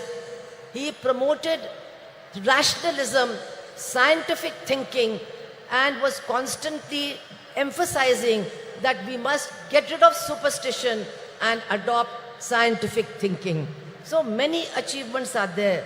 But I would like to say that we have to remember that social justice, gender justice, and economic justice are all intertwined with each other. One cannot be weakened if another one is promoted. All these battles have to be fought together, and only then will we be able to change our society. We have not yet succeeded in doing that. And today, actually, what we are witnessing is an onslaught by the Manuvadi forces against the struggle for progress, the struggle for justice, and the struggle for equality. We must understand who these people are who are ruling the country. Their mentors are the RSS, who in 1949 declared, we do not accept this constitution of Dr. Baba Saheb Ambedkar. The RSS declared that and said, we want to create a society based on Varnashram Dharma, based on Manusmriti. We will have a society based on that. And my dear sisters and brothers, for the last 9 years, that is what they have been doing.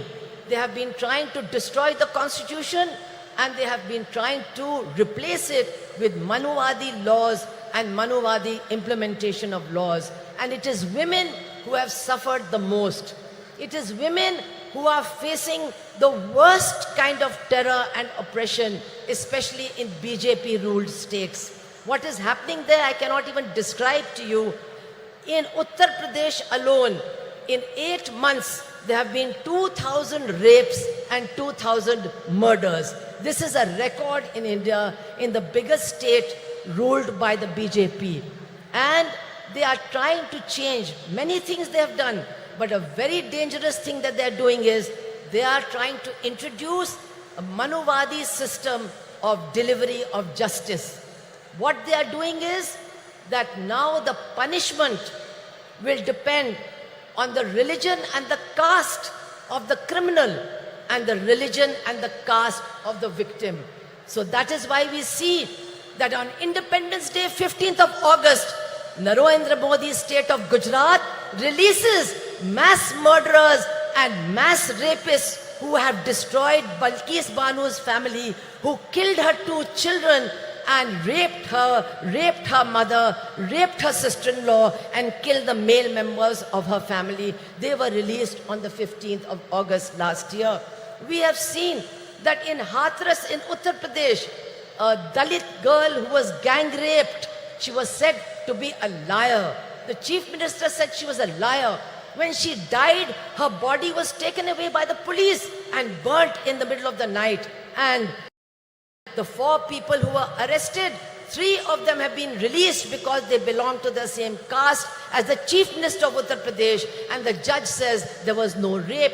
We are seeing that a wrestler, the chief of the wrestling federation, who has been accused by the Delhi police of being a continuous sexual offender, he is sitting in that new building of parliament, and the BJP party, the government is not ready to take any action against him in spite of the struggle of the women wrestlers. We are seeing that after what happened in Manipur, which we have never seen in our country, that women were handed over by the police to a mob. They were stripped, they were gang raped, and our Chief Minister of Manipur and the Prime Minister of India, who are running a double-engine government, they did not have one word to say about the women and their suffering. And now after 5 months, those women are still crying for justice. Nobody is there to listen to them. This is what is happening in our country as far as women are concerned. And now, to try and get the women's votes, what does the BJP do? They pass the Women's Reservation Bill. It is now an act. But how do they pass it? Just like they give free gas cylinders. They give you 3 free gas cylinders, and then they say, now you go and buy one for 1,200 rupees. This is how they implement their policies. So, Women's Reservation Act has come. But when will it be implemented? Nobody knows. Teriyada. Araka teriyada. Nobody knows. When is this Women's Reservation Act going to come? 24?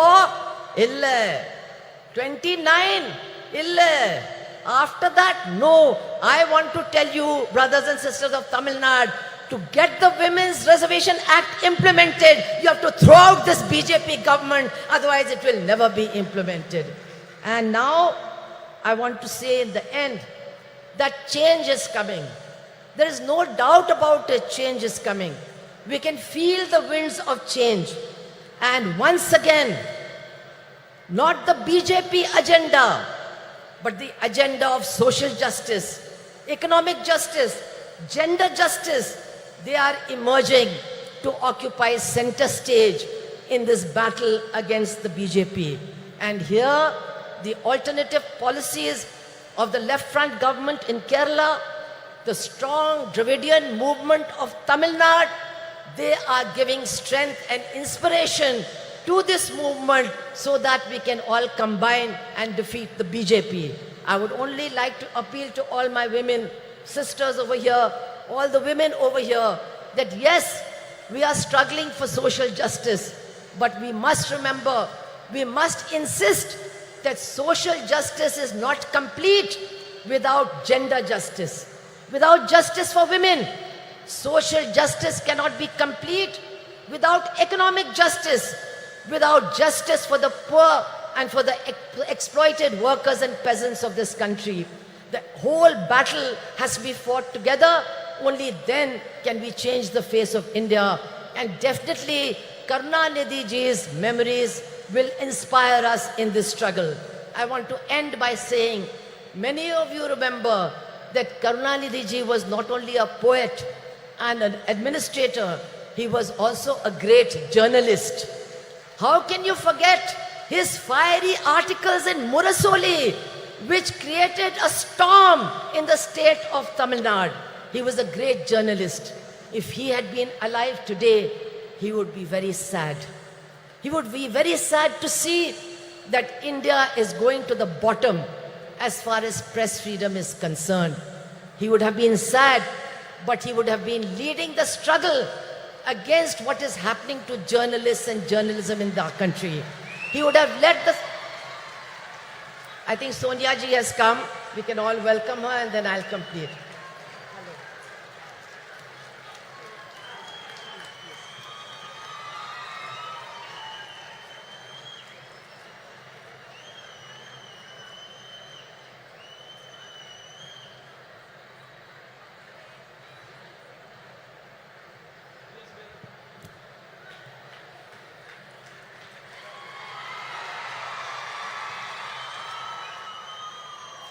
So as I said, I am going to conclude by remembering Karunanidhi ji as a journalist, his articles in Murasoli, and today he would have been very sad to see the lack of freedom of the press, to see the condition of the media, and to see the way in which media persons are being attacked.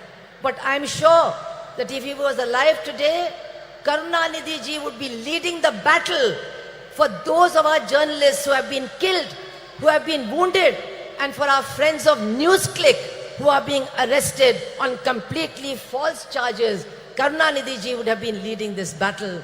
And so I would like to end by saying that in our struggles for a different future, for a future of equality and social justice and gender justice, we are certainly getting inspiration from Karunanidhi ji. His memory is inspiring us to struggle, and his memory will inspire us to win.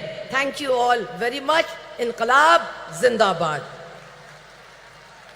Thank you ma'am. மகளிர் உரிமை மாநாட்டிற்கு வருகை தந்துள்ள காங்கிரஸ் மூத்த தலைவர் திருமிகு அன்னை சோனியா காந்தி அவர்களை வருக வருக என உங்களின் பலத்த கரகோஷங்களுடன் மீண்டும் ஒரு முறை அன்புடன் வரவேற்கிறோம். மாண்புமிகு தமிழ்நாடு முதலமைச்சர் அவர்கள் அன்னை சோனியா காந்தி அவர்களுக்கு நினைவு பரிசு வழங்கி சிறப்பிப்பார்கள். அன்னை Sonia Gandhi will be honored by the Honorable Chief Minister of Tamil Nadu.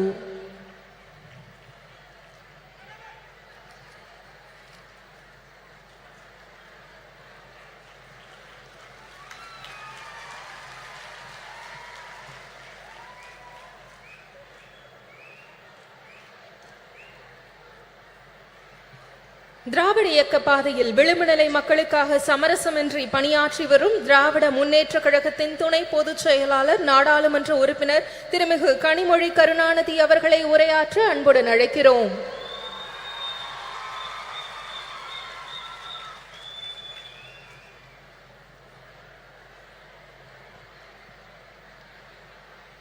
சகோதரர்களே, சகோதரிகளே என்று அழைத்தால் அதில் கூட பாகுபாடு வந்துவிடும் என்று உடன்பிறப்பே என்ற ஒற்றை சொல்லால், அந்த மந்திர சொல்லால் நம்மையெல்லாம் கட்டி போட்டு வைத்திருந்த தலைவர் கலைஞர் அவர்களுடைய நூற்றாண்டிலே தேசிய அளவிலான மகளிர் உரிமை மாநாட்டை நடத்தும் வாய்ப்பினை எனக்கும் மகளிர் அணி அவர்களுக்கும் அளித்து அது வெற்றி பெறுவதற்கு முழு முதல் காரணமாக இருக்கக்கூடிய நம்முடைய முதலமைச்சர் கழகத்தின் தலைவர் அண்ணன் தளபதி அவர்களே, a leader who stands with the oppressed, the downtrodden, marginalized, a beacon of strength and dignity and hope, Madam Sonia Gandhi. தலைவர் கலைஞர் அவர்கள் தியாக திருவிளக்கு என்று அன்போடு அழைத்த அன்னை அம்மையார் சோனியா காந்தி அவர்களே, இந்த நிகழ்ச்சி வெற்றி பெறுவதற்கான வாழ்த்துக்களோடு அமர்ந்திருக்கக்கூடிய கழகத்தின் பொதுச் செயலாளர் அவர்களே, பொருளாளர் அவர்களே, கூட்டணி இயக்கங்களை சார்ந்த தலைவர்களே, ஜம்மு காஷ்மீருடைய முன்னாள் முதலமைச்சர் மரியாதைக்கும் அன்பிற்கும் உரிய அம்மையார் மெஹபூபா முஃப்தி அவர்களே, முதலாக தமிழ்நாட்டு மேடையிலே தமிழ் மக்களோடு உரையாட வந்திருக்கக்கூடிய அடித்து தட்டு மக்களுடைய தோழி பிரியங்கா காந்தி அவர்களே,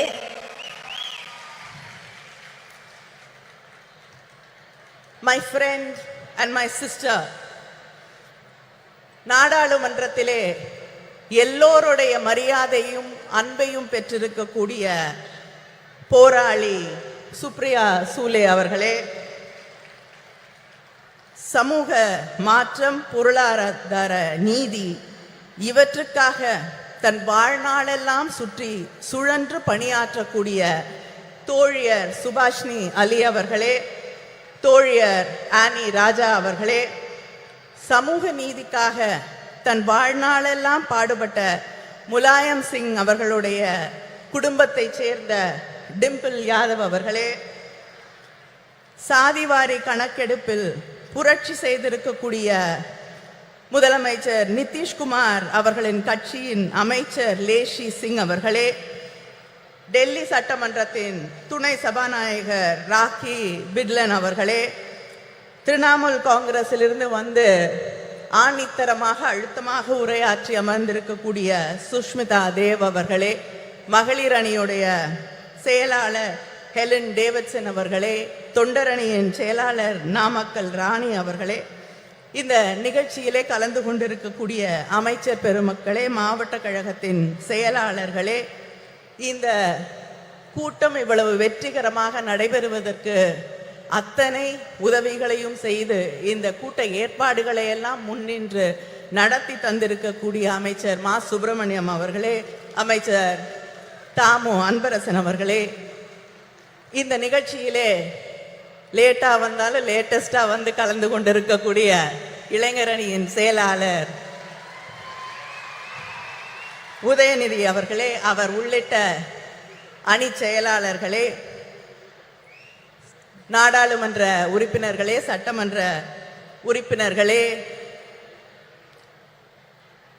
திராவிட முன்னேற்ற கழகத்தின் முன்னணி செயல் வீரர்களே, உங்கள் அத்தனை பேருக்கும் என்னுடைய நன்றியை வணக்கத்தை தெரிவித்துக் கொள்கிறேன். ஒரு மெழுகுவர்த்தியை ஏற்றினால் 1000 விளக்குகளை ஏற்ற முடியும். அறிவொளி பெற்ற ஒரு பெண்ணாலும் அத்தகைய ஒளியை உருவாக்க முடியும் என்று சொன்னவர் தலைவர் கலைஞர் அவர்கள்.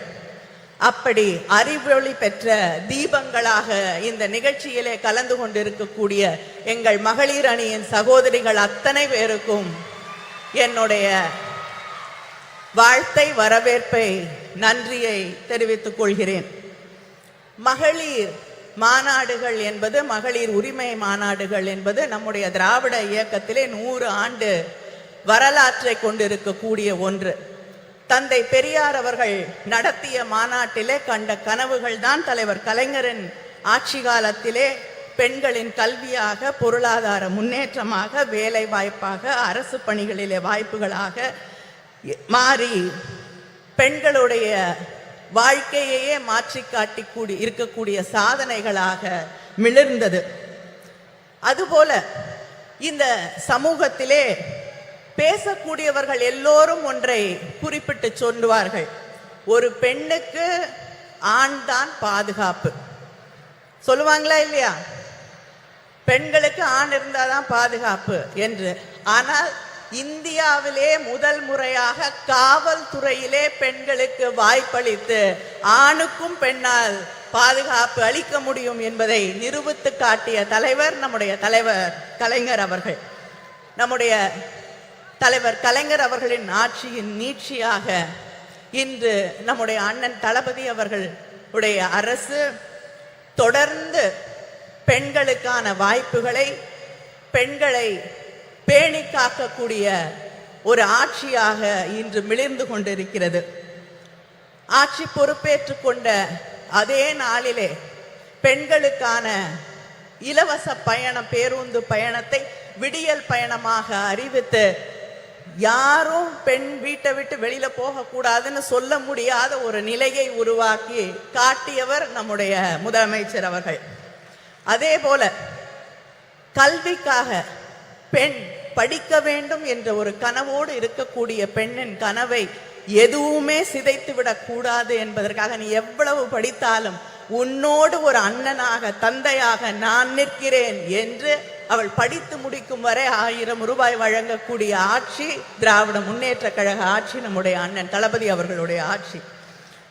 அதே போல வீட்டிலே இருக்கக்கூடிய சகோதரிகளை பத்தி யாராவது கேட்டா வீட்டில் என்ன பண்றாங்கன்னு கேட்டா சொல்லுவாங்க சும்மா இருக்காங்கன்னு.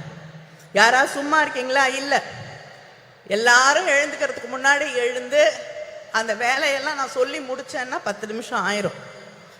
பெருக்கி சமைச்சு துணி துவைச்சு என்று ஓடிக்கொண்டே இருந்து எல்லோரும் தூங்கிய பிறகு உறங்க செல்லக்கூடிய உழைப்பின் சிகரங்களாக இருக்கக்கூடிய உங்களுக்காக உங்கள் உழைப்பை நான் மதிக்கிறேன், நான் ஏற்றுக்கொள்கிறேன், கொண்டாடுகிறேன் என்று சொல்லக்கூடிய வகையிலே கலைஞர் உரிமை தொகை உதவித்தொகை இல்லை என்று சொல்லி உரிமை தொகை என்று சொன்னவர் நம்முடைய முதலமைச்சர் அண்ணன் தளபதி அவர்கள்.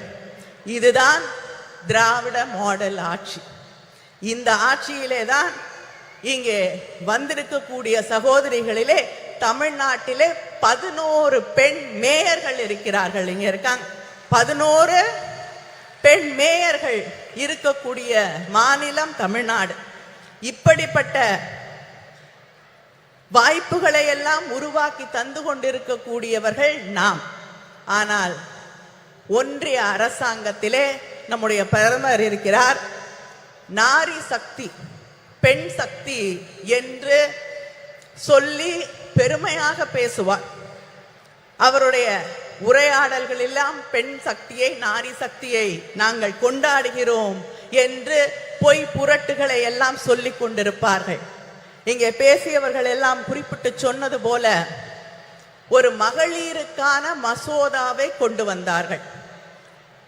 யூபிஏ ஆட்சியிலே 2010 அம்மையார் சோனியா காந்தி அவர்கள் வலியுறுத்தலிலே நம்முடைய ஆதரவோடு மகளிர் மசோதா நிறைவேற்றப்பட்டது ராஜ்யசபாவில். அதுக்கு எந்த கண்டிஷனும் கிடையாது. இதெல்லாம் இருந்தாதான் அதை நடைமுறைக்கு கொண்டு வருவோம் என்ற நிலை இல்லை. ஆனால் பிஜேபி மார்த்தட்டி கொள்கிறார்களே, நாங்க மகளிர் மசோதாவை கொண்டு வந்து விட்டோம் என்று. அந்த மகளிர் மசோதா இப்ப இல்ல, 10 ஆண்டுகள், 20 ஆண்டுகள், 50 ஆண்டுகள் ஆனால் கூட அந்த மகளிர் மசோதா நடைமுறைக்கு வர முடியாத ஒரு மசோதாவை அவர்கள் கொண்டு வந்து தேர்தலுக்காக பெண்களை ஏமாற்ற துடித்துக் கொண்டிருக்கிறார்கள். இந்த ஆட்சியில, ஒன்றியத்திலே இருக்கக்கூடிய பிஜேபி ஆட்சியிலே எந்த பெண்ணுக்காவது பாதுகாப்பு இருக்கிறதா என்று நீங்கள் சிந்தித்து பார்க்க வேண்டும். மணிப்பூர் பற்றி எரிந்து கொண்டிருக்கிறது. 50,000 பேருக்கு மேல் தன் வீடுகளை விட்டு நூற்றுக்கணக்கான முகாம்களிலே வாழ்ந்து கொண்டிருக்கிறார்கள். நானும் சுஷ்மிதா தேவ் அவர்களும் அந்த முகாம்களை சென்று பார்த்த பொழுது அங்கே பெரும்பாலும் பெண்களும் குழந்தைகளும் வாழ முடியாத நிலையிலே சொல்லுனா துயரோடு வாழ்ந்து கொண்டிருக்கிறார்கள். அவர்கள் இன்று வரை மாதக்கணக்கிற்கு பிறகும் இன்றும் வீட்டிற்கு போக முடியாத நிலை. இதே பிஜேபி குஜராத்திலே செய்த அட்டூழியங்களை, அநியாயங்களை, பெண்கள் எந்த அளவிற்கு பாதிக்கப்பட்டார்கள் என்பதை நாம் இன்று வரை மறந்து விட முடியாது. மத கலவரங்கள், காழ்ப்புணர்வு அரசியல், வெறுப்பு அரசியல் என்று வரும் பொழுது மிகப்பெரிய அளவிலே பாதிக்கப்படுவது பெண்கள் தான் என்பதை இங்கே இருக்கக்கூடிய சகோதரிகள் உணர்ந்து கொள்ள வேண்டும். மணிப்பூரிலே இந்த நிலை.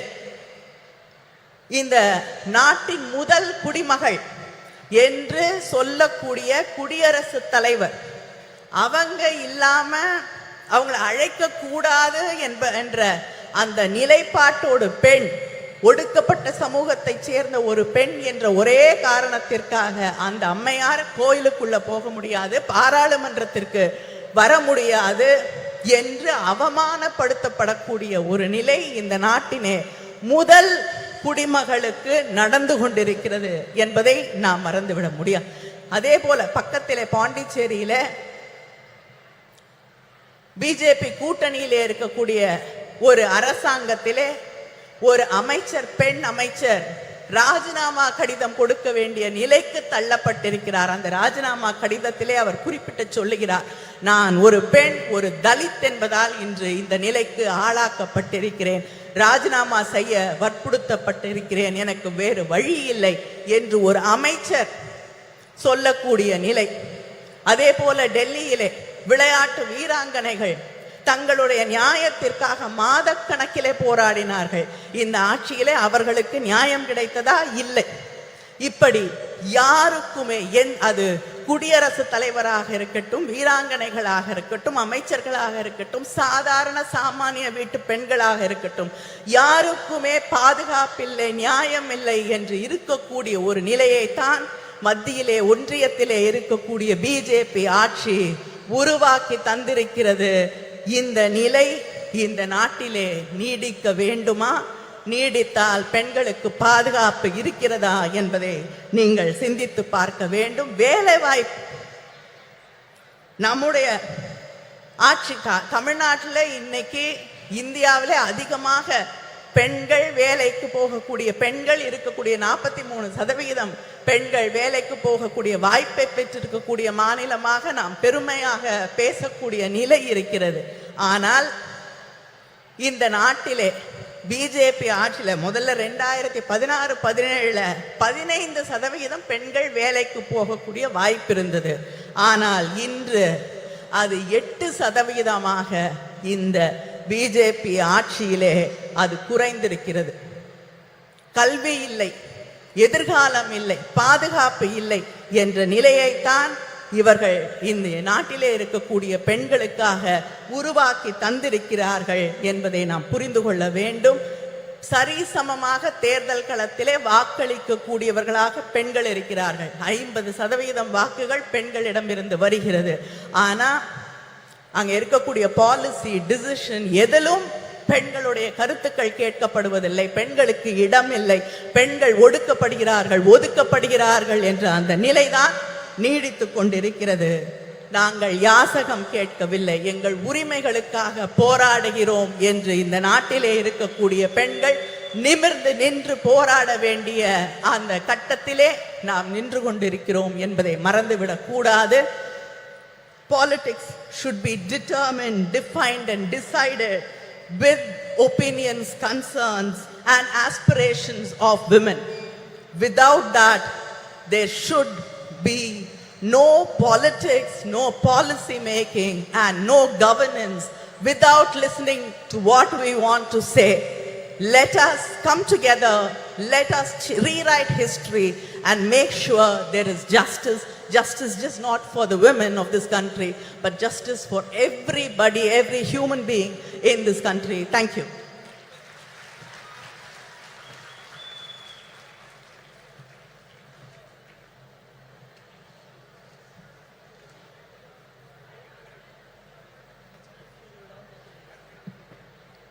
சிறப்புரைக்கு மனமார்ந்த நன்றி. இந்தியாவின் எந்த மூலையில் அநீதி இழைக்கப்பட்டாலும் அதற்கு எதிராக குரல் கொடுப்பவர், ஒடுக்கப்பட்ட மக்களின் உரிமைகள் பறிக்கப்படும் போது களத்தில் நின்று போராடுபவர். இந்திய தேசிய காங்கிரஸ் கட்சியின் பொதுச் செயலாளர் திருமிகு பிரியங்கா காந்தி வத்ரா அவர்களை சிறப்புரையாற்ற அன்புடன் அழைக்கிறோம். முதன்முறையாக தமிழ்நாட்டின் மேடையில் திருமிகு பிரியங்கா காந்தி வத்ரா அவர்கள்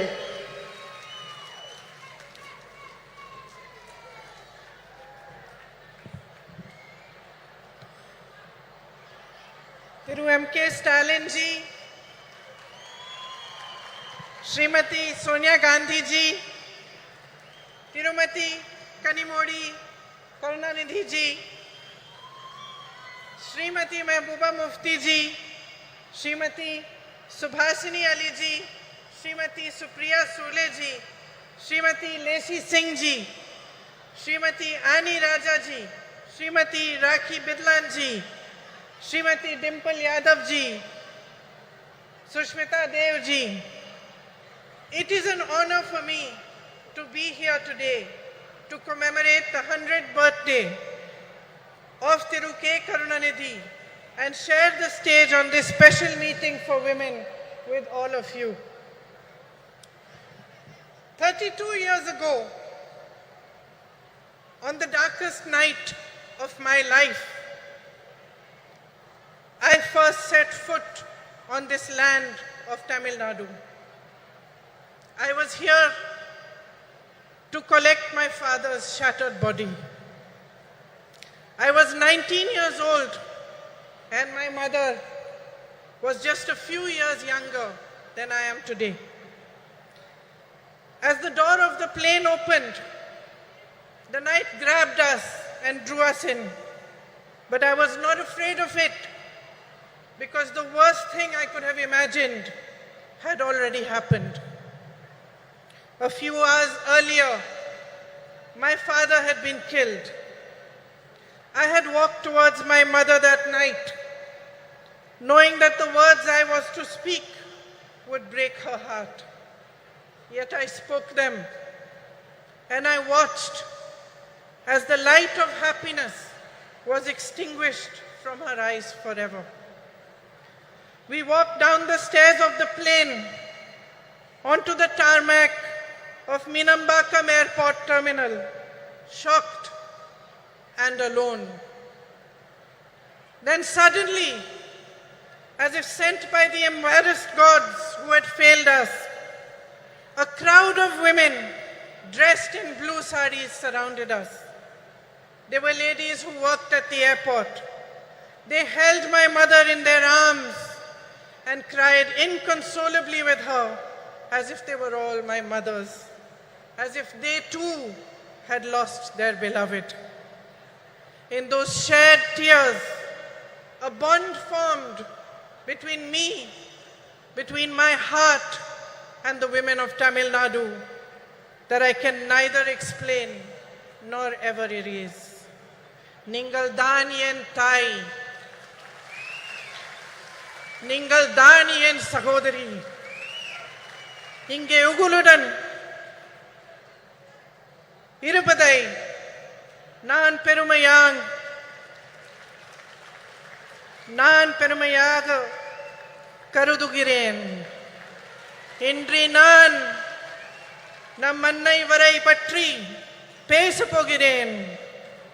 இந்திய நாட்டின் பெண்களை பற்றி பேசப் போகிறேன். I am here to remind you that we are the strength of this proud and beautiful nation which is our motherland. My sisters, no matter how rich we are or how poor we are, no matter whether we live in big cities, small towns or villages, no matter how well educated we are or how much lack of opportunity we have faced, we are the bedrock upon which our families and our societies are built brick by brick. We are the ones that carry the weight of our society on our shoulders. We do this with grace and courage. We do it with tenacity and strength of will. And our capacity to absorb pain and suffering is immense. We are proud of these qualities which have been passed on in our bones through generations and generations of oppression. But my sisters, I am here to remind you that we are more than this. We are greater than our ability to bear suffering. We are the ones that nurture and hold, that give to our children and to all those around us unfailingly. We are the ones who teach courage, the ones who teach love. It is us who understand forgiveness and us who know how to fight fearlessly in the face of adversity. We are the workforce powering our nation forward, and we are the millions of young women aspiring towards a better future. We know how to rise from the darkest night to claim a new dawn. We have a light within each one of us that is capable of shining brighter than the sun, but that light has never been allowed the freedom and joy to shine in its fullness. It was almost 100 years ago that Tandai Periyar asked, Penien, Adimayanal, why were women enslaved? Then he answered this question in a series of revolutionary essays in which he wrote about the economic and social enslavement of women. It was he who laid the foundation for the empowerment of women in Tamil Nadu, which Thiru Annadurai and Thiru Karunanidhi carried forward. My sisters, this empowered you, the women of Tamil Nadu, to show the way of emancipation and progress to the rest of India. Yet across our nation, beneath the surface of progress, we are still struggling with the harsh reality of an entrenched patriarchy that ensures the systemic oppression of women. In fact, almost a century after Tandai Periyar's essays were published, that same question looms large before us. Pen yen, adimayai irekiral. Why are women still enslaved? And although I do not have the stature nor the experience and the wisdom of Tandai Periyar, my answer is this. I am a woman. We have been taught generation after generation after generation to cede our power to others. We have been taught to talk softly. We have been taught to step aside, to be ashamed of honoring our essence, to take care of everyone else before we show compassion towards ourselves. And unfortunately, my sisters, we have learned these lessons only too well. So well that we have continued to pass them down. We have learned to define ourselves through the eyes of the hierarchy that was instilled in us. And by doing so, we have allowed and enabled our own oppression. We ourselves have forgotten that the root of discrimination of any kind, whether it is based on color, creed, caste, or gender, is an inability to honor the truth that equality and personal dignity are neither a privilege nor a gift, but a natural endowment of life. Today, there is much talk about empowerment, as every political party begins to realize that women can become a formidable collective force that shapes our nation's future. But they still look towards us with greed. Greed for votes and the greed to capture our power and use it to keep us down. On your behalf today, my sisters, I demand more. I demand that we own our power. On your behalf, I demand the immediate implementation of the Women's Reservation Bill.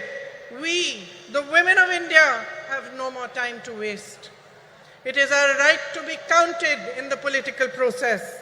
I demand that our worth is valued and respected as a political instrument for our own empowerment.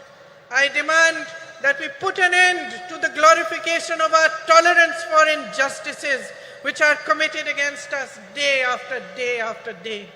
I demand the rejection of any system, societal, religious, or political, which thrives on our oppression and forces us to collude with it. Every woman holds the right to express and embody her own power, and she should be free to exercise it. You are the essence of humanity. Each one of you, standing exactly where you are today, have the power to change your lives, but only if you deeply understand the unbridled potential of your sisterhood. Only if you see in each other the great value of coming together, of helping and holding each other and rising in solidarity with one another. My sisters, nothing can hold back the power of women when we stand as one. We are half the population of this country, half, no less. It is for us to set the barriers of caste, religion, state, language, and society aside. It is for us to recognize ourselves first and foremost as sisters who can unify into an unstoppable momentum for change. Today, as we stand here to commemorate Thiru Karunanidhi ji, a leader who understood the power of women, let us awaken to a new dawn. Let us create our own destiny. Thank you. Jai Hind.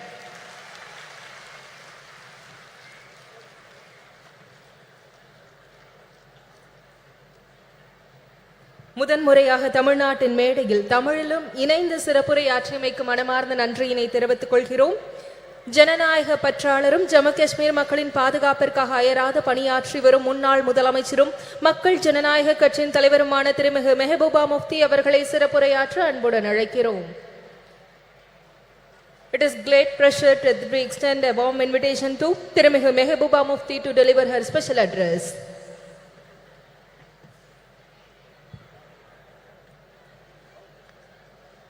Respected Sonia Gandhi ji, Dalapati M.K. Stalin, Honorable Chief Minister of Tamil Nadu,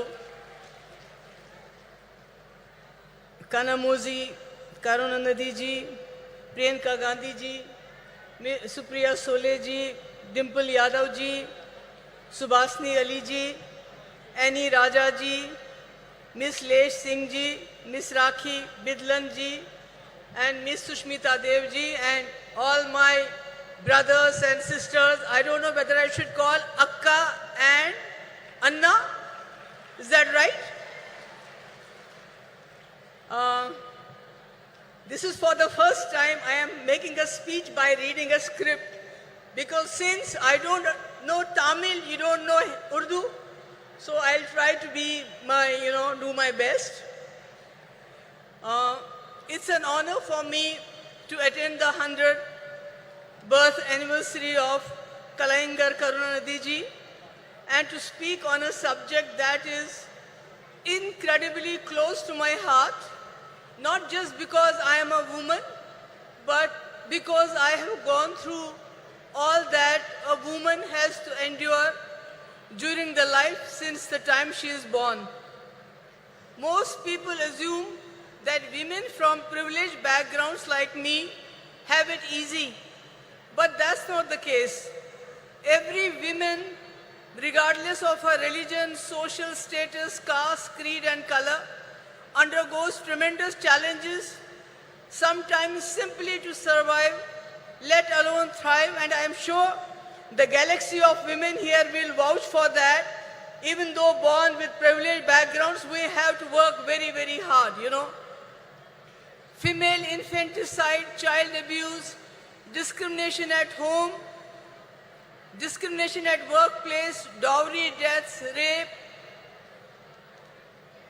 violence, and other atrocities keep happening to all of us. And one cannot simply state enough the huge role Karunanidhi ji played towards the emancipation and upliftment of women. His crusade in this direction started much before he entered politics. Even as a writer, blessed with a razor-sharp intellect, his scripts were ahead of his times.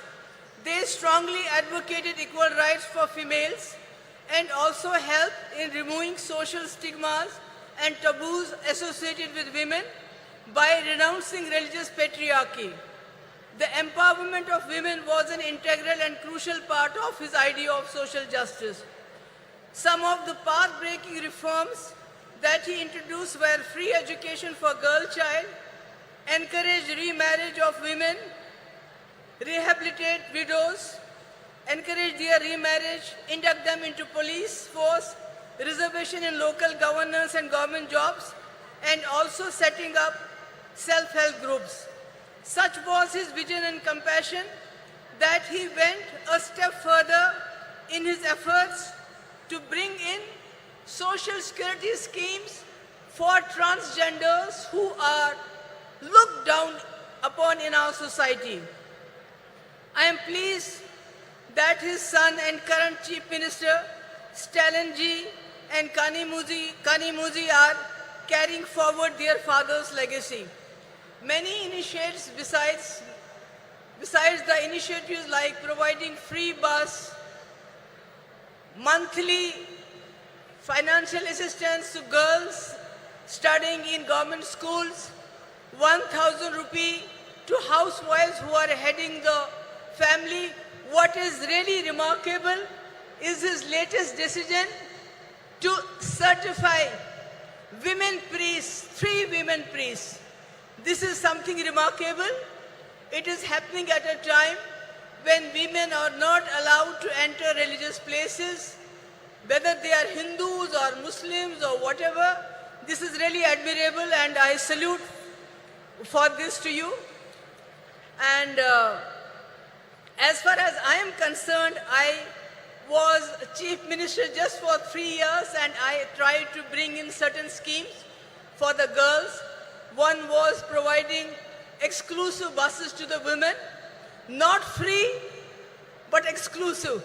But women had a sigh of relief, because I know, and these women know, what we have to go through when we travel by public transport. I think we all know what happens to us. So the women were relieved. Then I introduced a scooty, 50% subsidy to meritorious girls, college-going girls coming from very poor backgrounds. And today when I see the young ladies on the scooty going with their fathers sitting behind them, their brothers sitting behind them, I mean, it brings a smile, which is a very difficult thing in Jammu and Kashmir. After 2019, when everything was snatched from us, what this great country had given us, what the Indian Constitution had given us, the people of J&K have stopped smiling. Except when Rahul ji came with his brigade, this Bharat Jodo Yatra, I saw the smile on the faces of Kashmiris, from the faces of Jammu people after a long time. And then one more thing which I did during my tenure was to waive off stamp duty on the land that was purchased in the name of women. Can you imagine how many people started purchasing land in the name of their wives, their daughters, their sisters, instead of their sons? It was something, that 95% of the land was purchased in the name of women. But after I was gone, all these schemes were overturned and nothing is left today. Today when I am talking, making a speech at this point of time, there are conflicts going around the world. There are wars going in many parts of the world, like Palestine, Israel, Ukraine, Russia, and not to forget what is happening in our backyard, Manipur. And women are the worst sufferers when these wars take place, because not only do they suffer during these conflicts, they are left to pick up the pieces afterwards.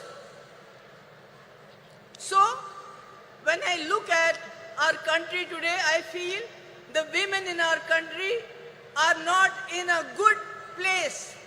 They are suffering because the government and the center, the economy is going down, the inflation is going up, unemployment is going up, everything is breaking the backbone of the housewife who has to make the two ends meet.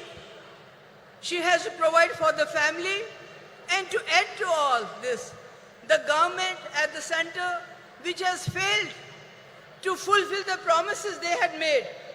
During UPA, there was 450 rupees per cylinder. Now it is 1200 rupees. Petrol has gone 100 rupees above. Who is suffering the most? The housewife.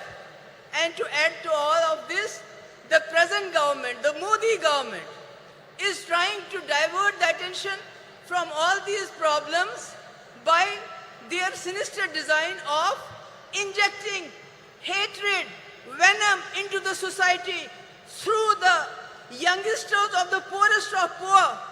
These poor boys are encouraged. They are provoked to lynch the people of other communities. They are garlanded. The people, the sons, the daughters of the ruling party are studying good education in and abroad. They are having good jobs, lucrative jobs. They are getting good contracts. And if they don't have a job, then they go and head the sports bodies of our country. But what about the poor children? They are pushed into implementing their sinister agenda of divide between Hindus and Muslims. And this is really tearing apart our society. and again it has a very, very drastic effect on the women folk. Because any person who commits a crime, he is a criminal. Whether he goes to jail or not, so they are criminalizing the whole society at this point of time.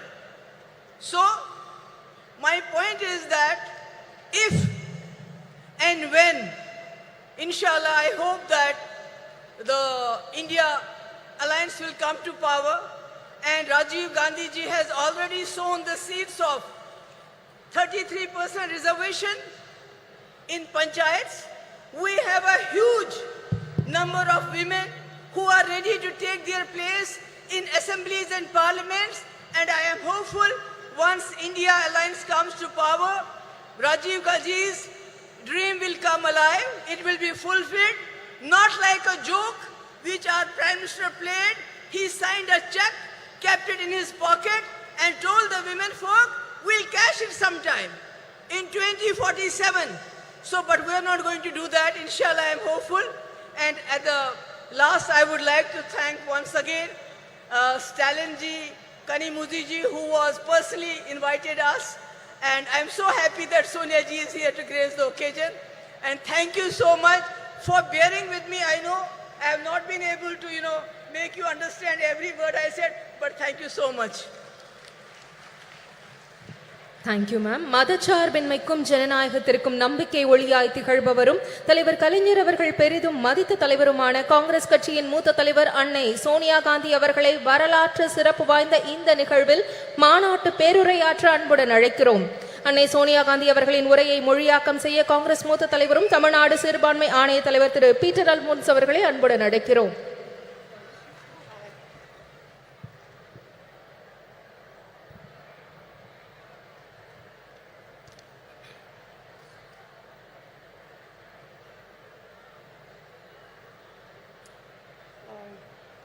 I think it's too high, no?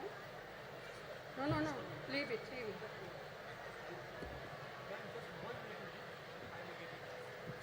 Then it will be too low. Thiru M.K. Stalinji, Tirumati Kanimori Karunanidhi, all women's leader on the dais, Sahodara, Sahodarigale, Vanakkam.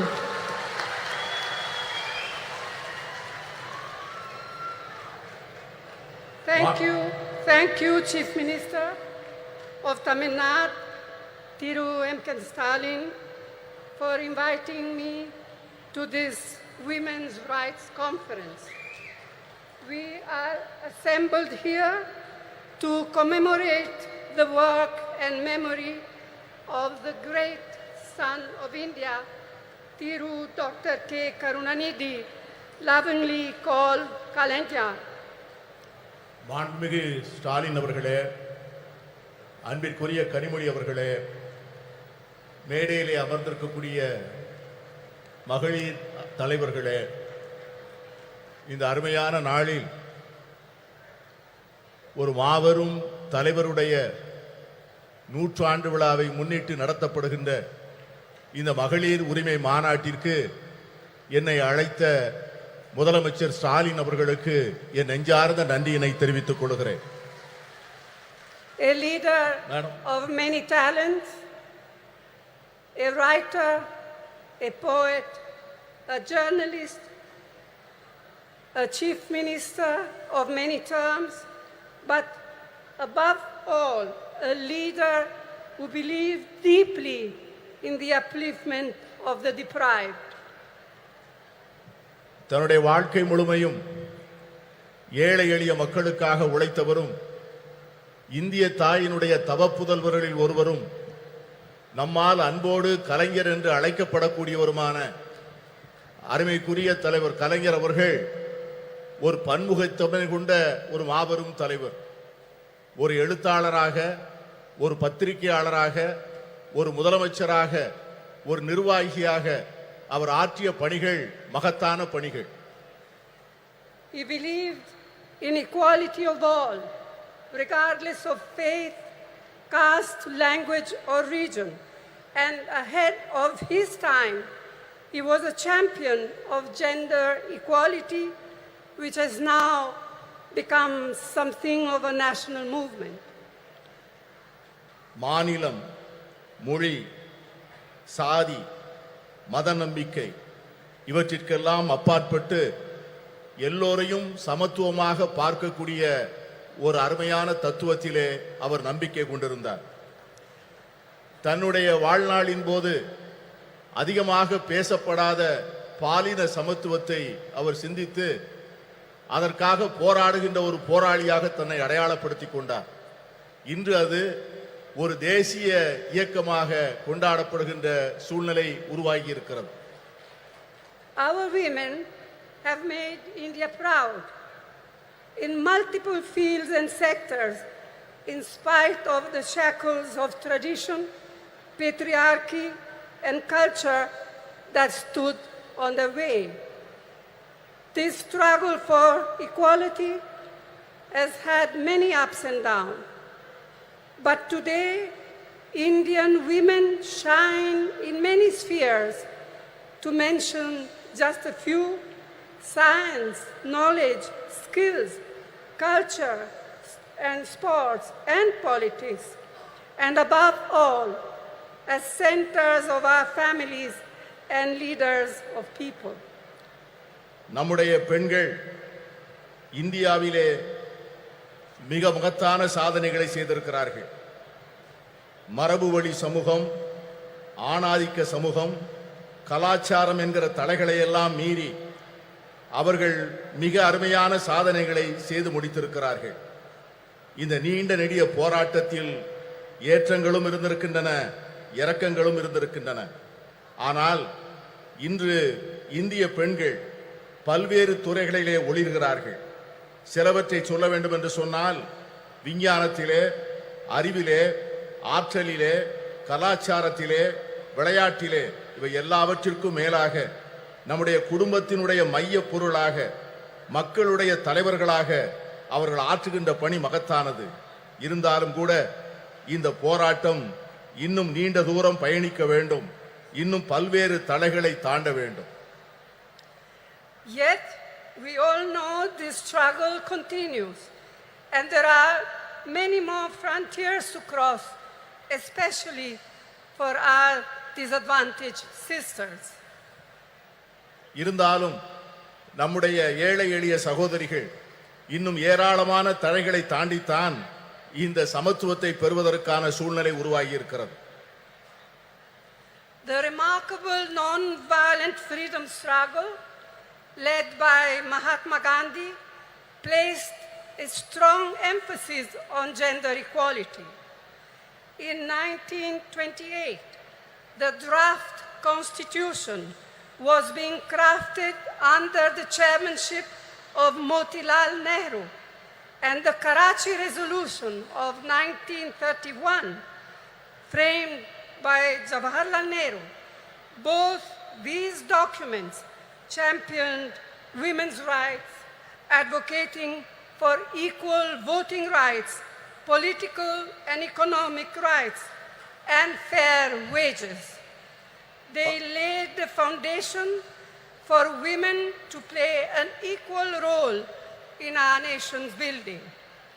They embodied the promise of universal suffrage, gender equality, and the socialist equitable society. And this spirit continued when the Constitution of India, under the leadership, chairmanship of Dr. B.R. Ambedkar, was ultimately framed. Mahatma காந்தியினுடைய தலைமையிலே ஏற்றுக்கொள்ளப்பட்ட சாத்வீகமான வன்முறையற்ற சுதந்திர போராட்டம் மகளிர் சமத்துவத்தை முன்னிலைப்படுத்தியது. 1928 அரசியல் சாசன சட்ட வரைவு மோதிலால் நேரு அவர்கள் தலைமையிலான குழு தயார் செய்து அந்த அறிக்கையை சமர்ப்பித்தது.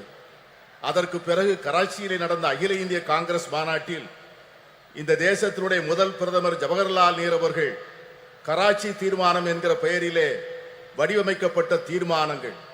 இந்த இரண்டு ஆவணங்களும் பெண்களுடைய உரிமைகளை கொண்டாடுவதிலும் அவர்களுக்கு வாக்குரிமை அளிப்பதிலே சமத்துவம் வழங்கப்பட வேண்டும் என்பதையும், பொருளாதாரத்திலும் அரசியலிலும் செயல்பாடுகளிலே அவர்களுக்கு சரியான பங்கு தரப்பட வேண்டும் என்பதையும் வலியுறுத்தியது.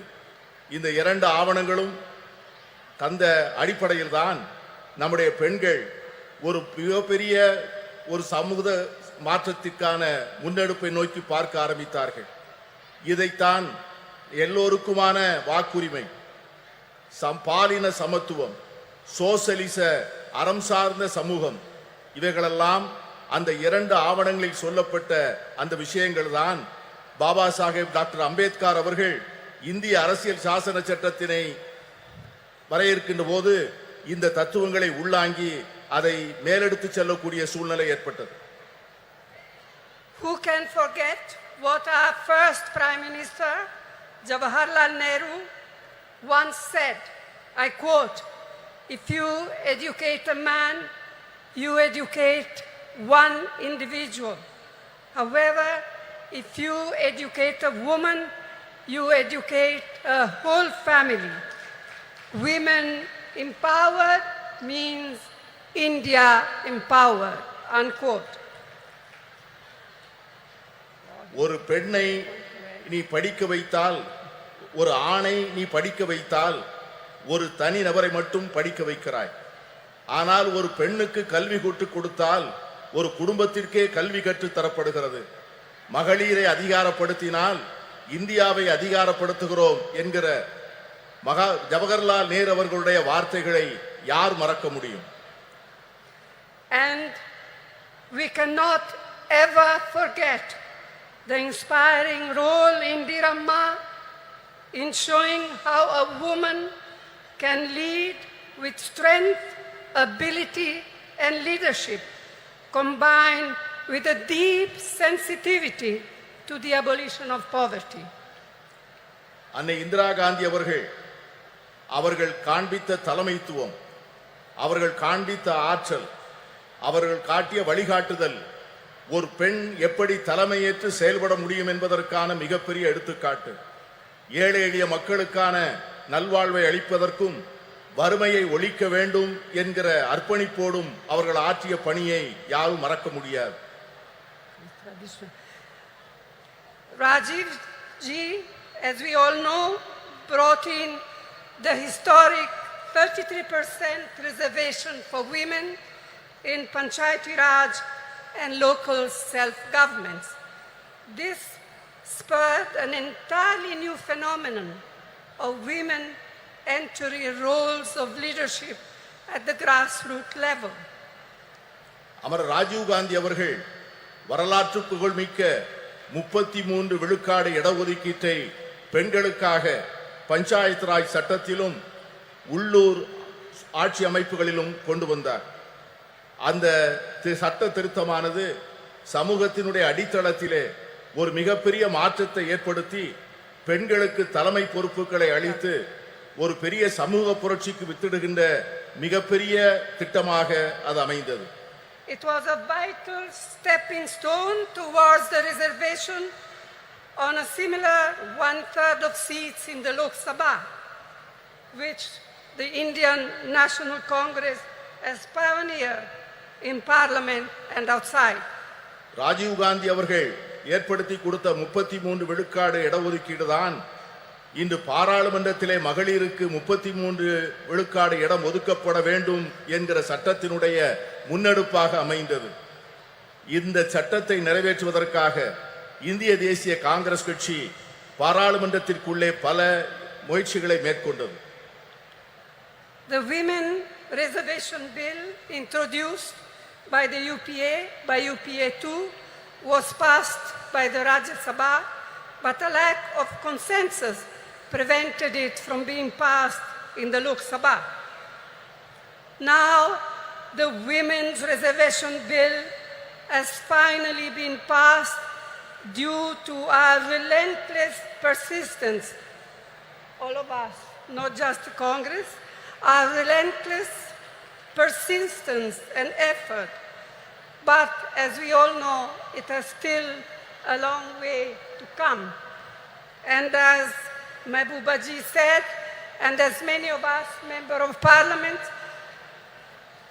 said in our intervention in Parliament, when is the bill now going to be implemented?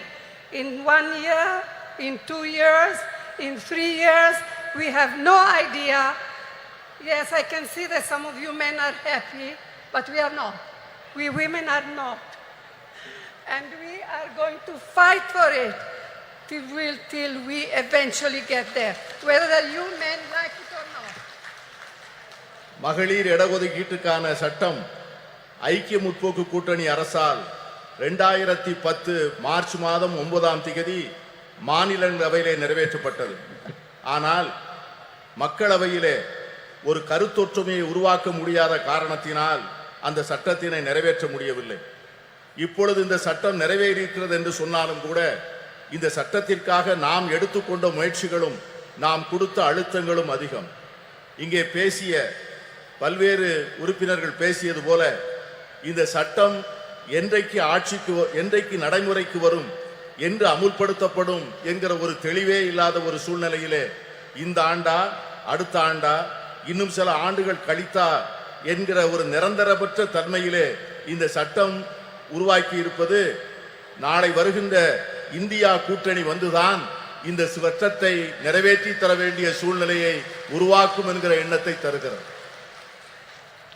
I'm glad to be able to say here today that the government of Tamil Nadu under Thiru Annadurai and then Thiru Karunanidhi laid the foundations of incredible changes in status and opportunity for women.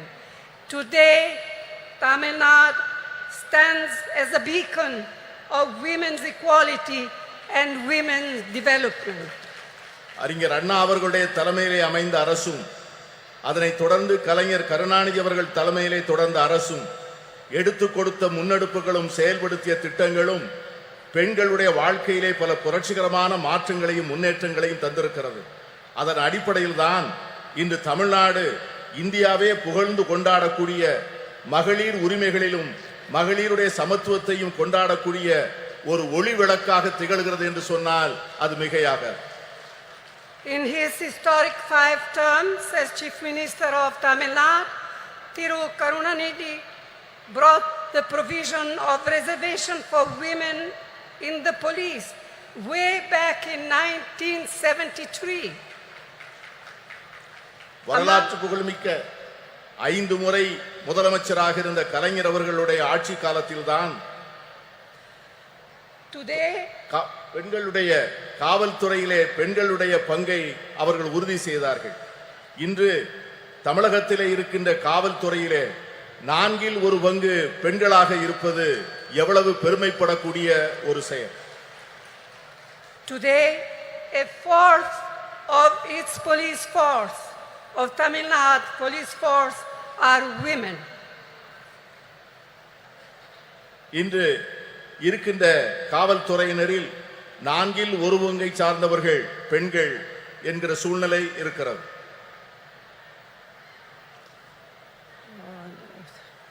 Another very important initiative brought in by Karunanidhi was the reservation for women in government positions.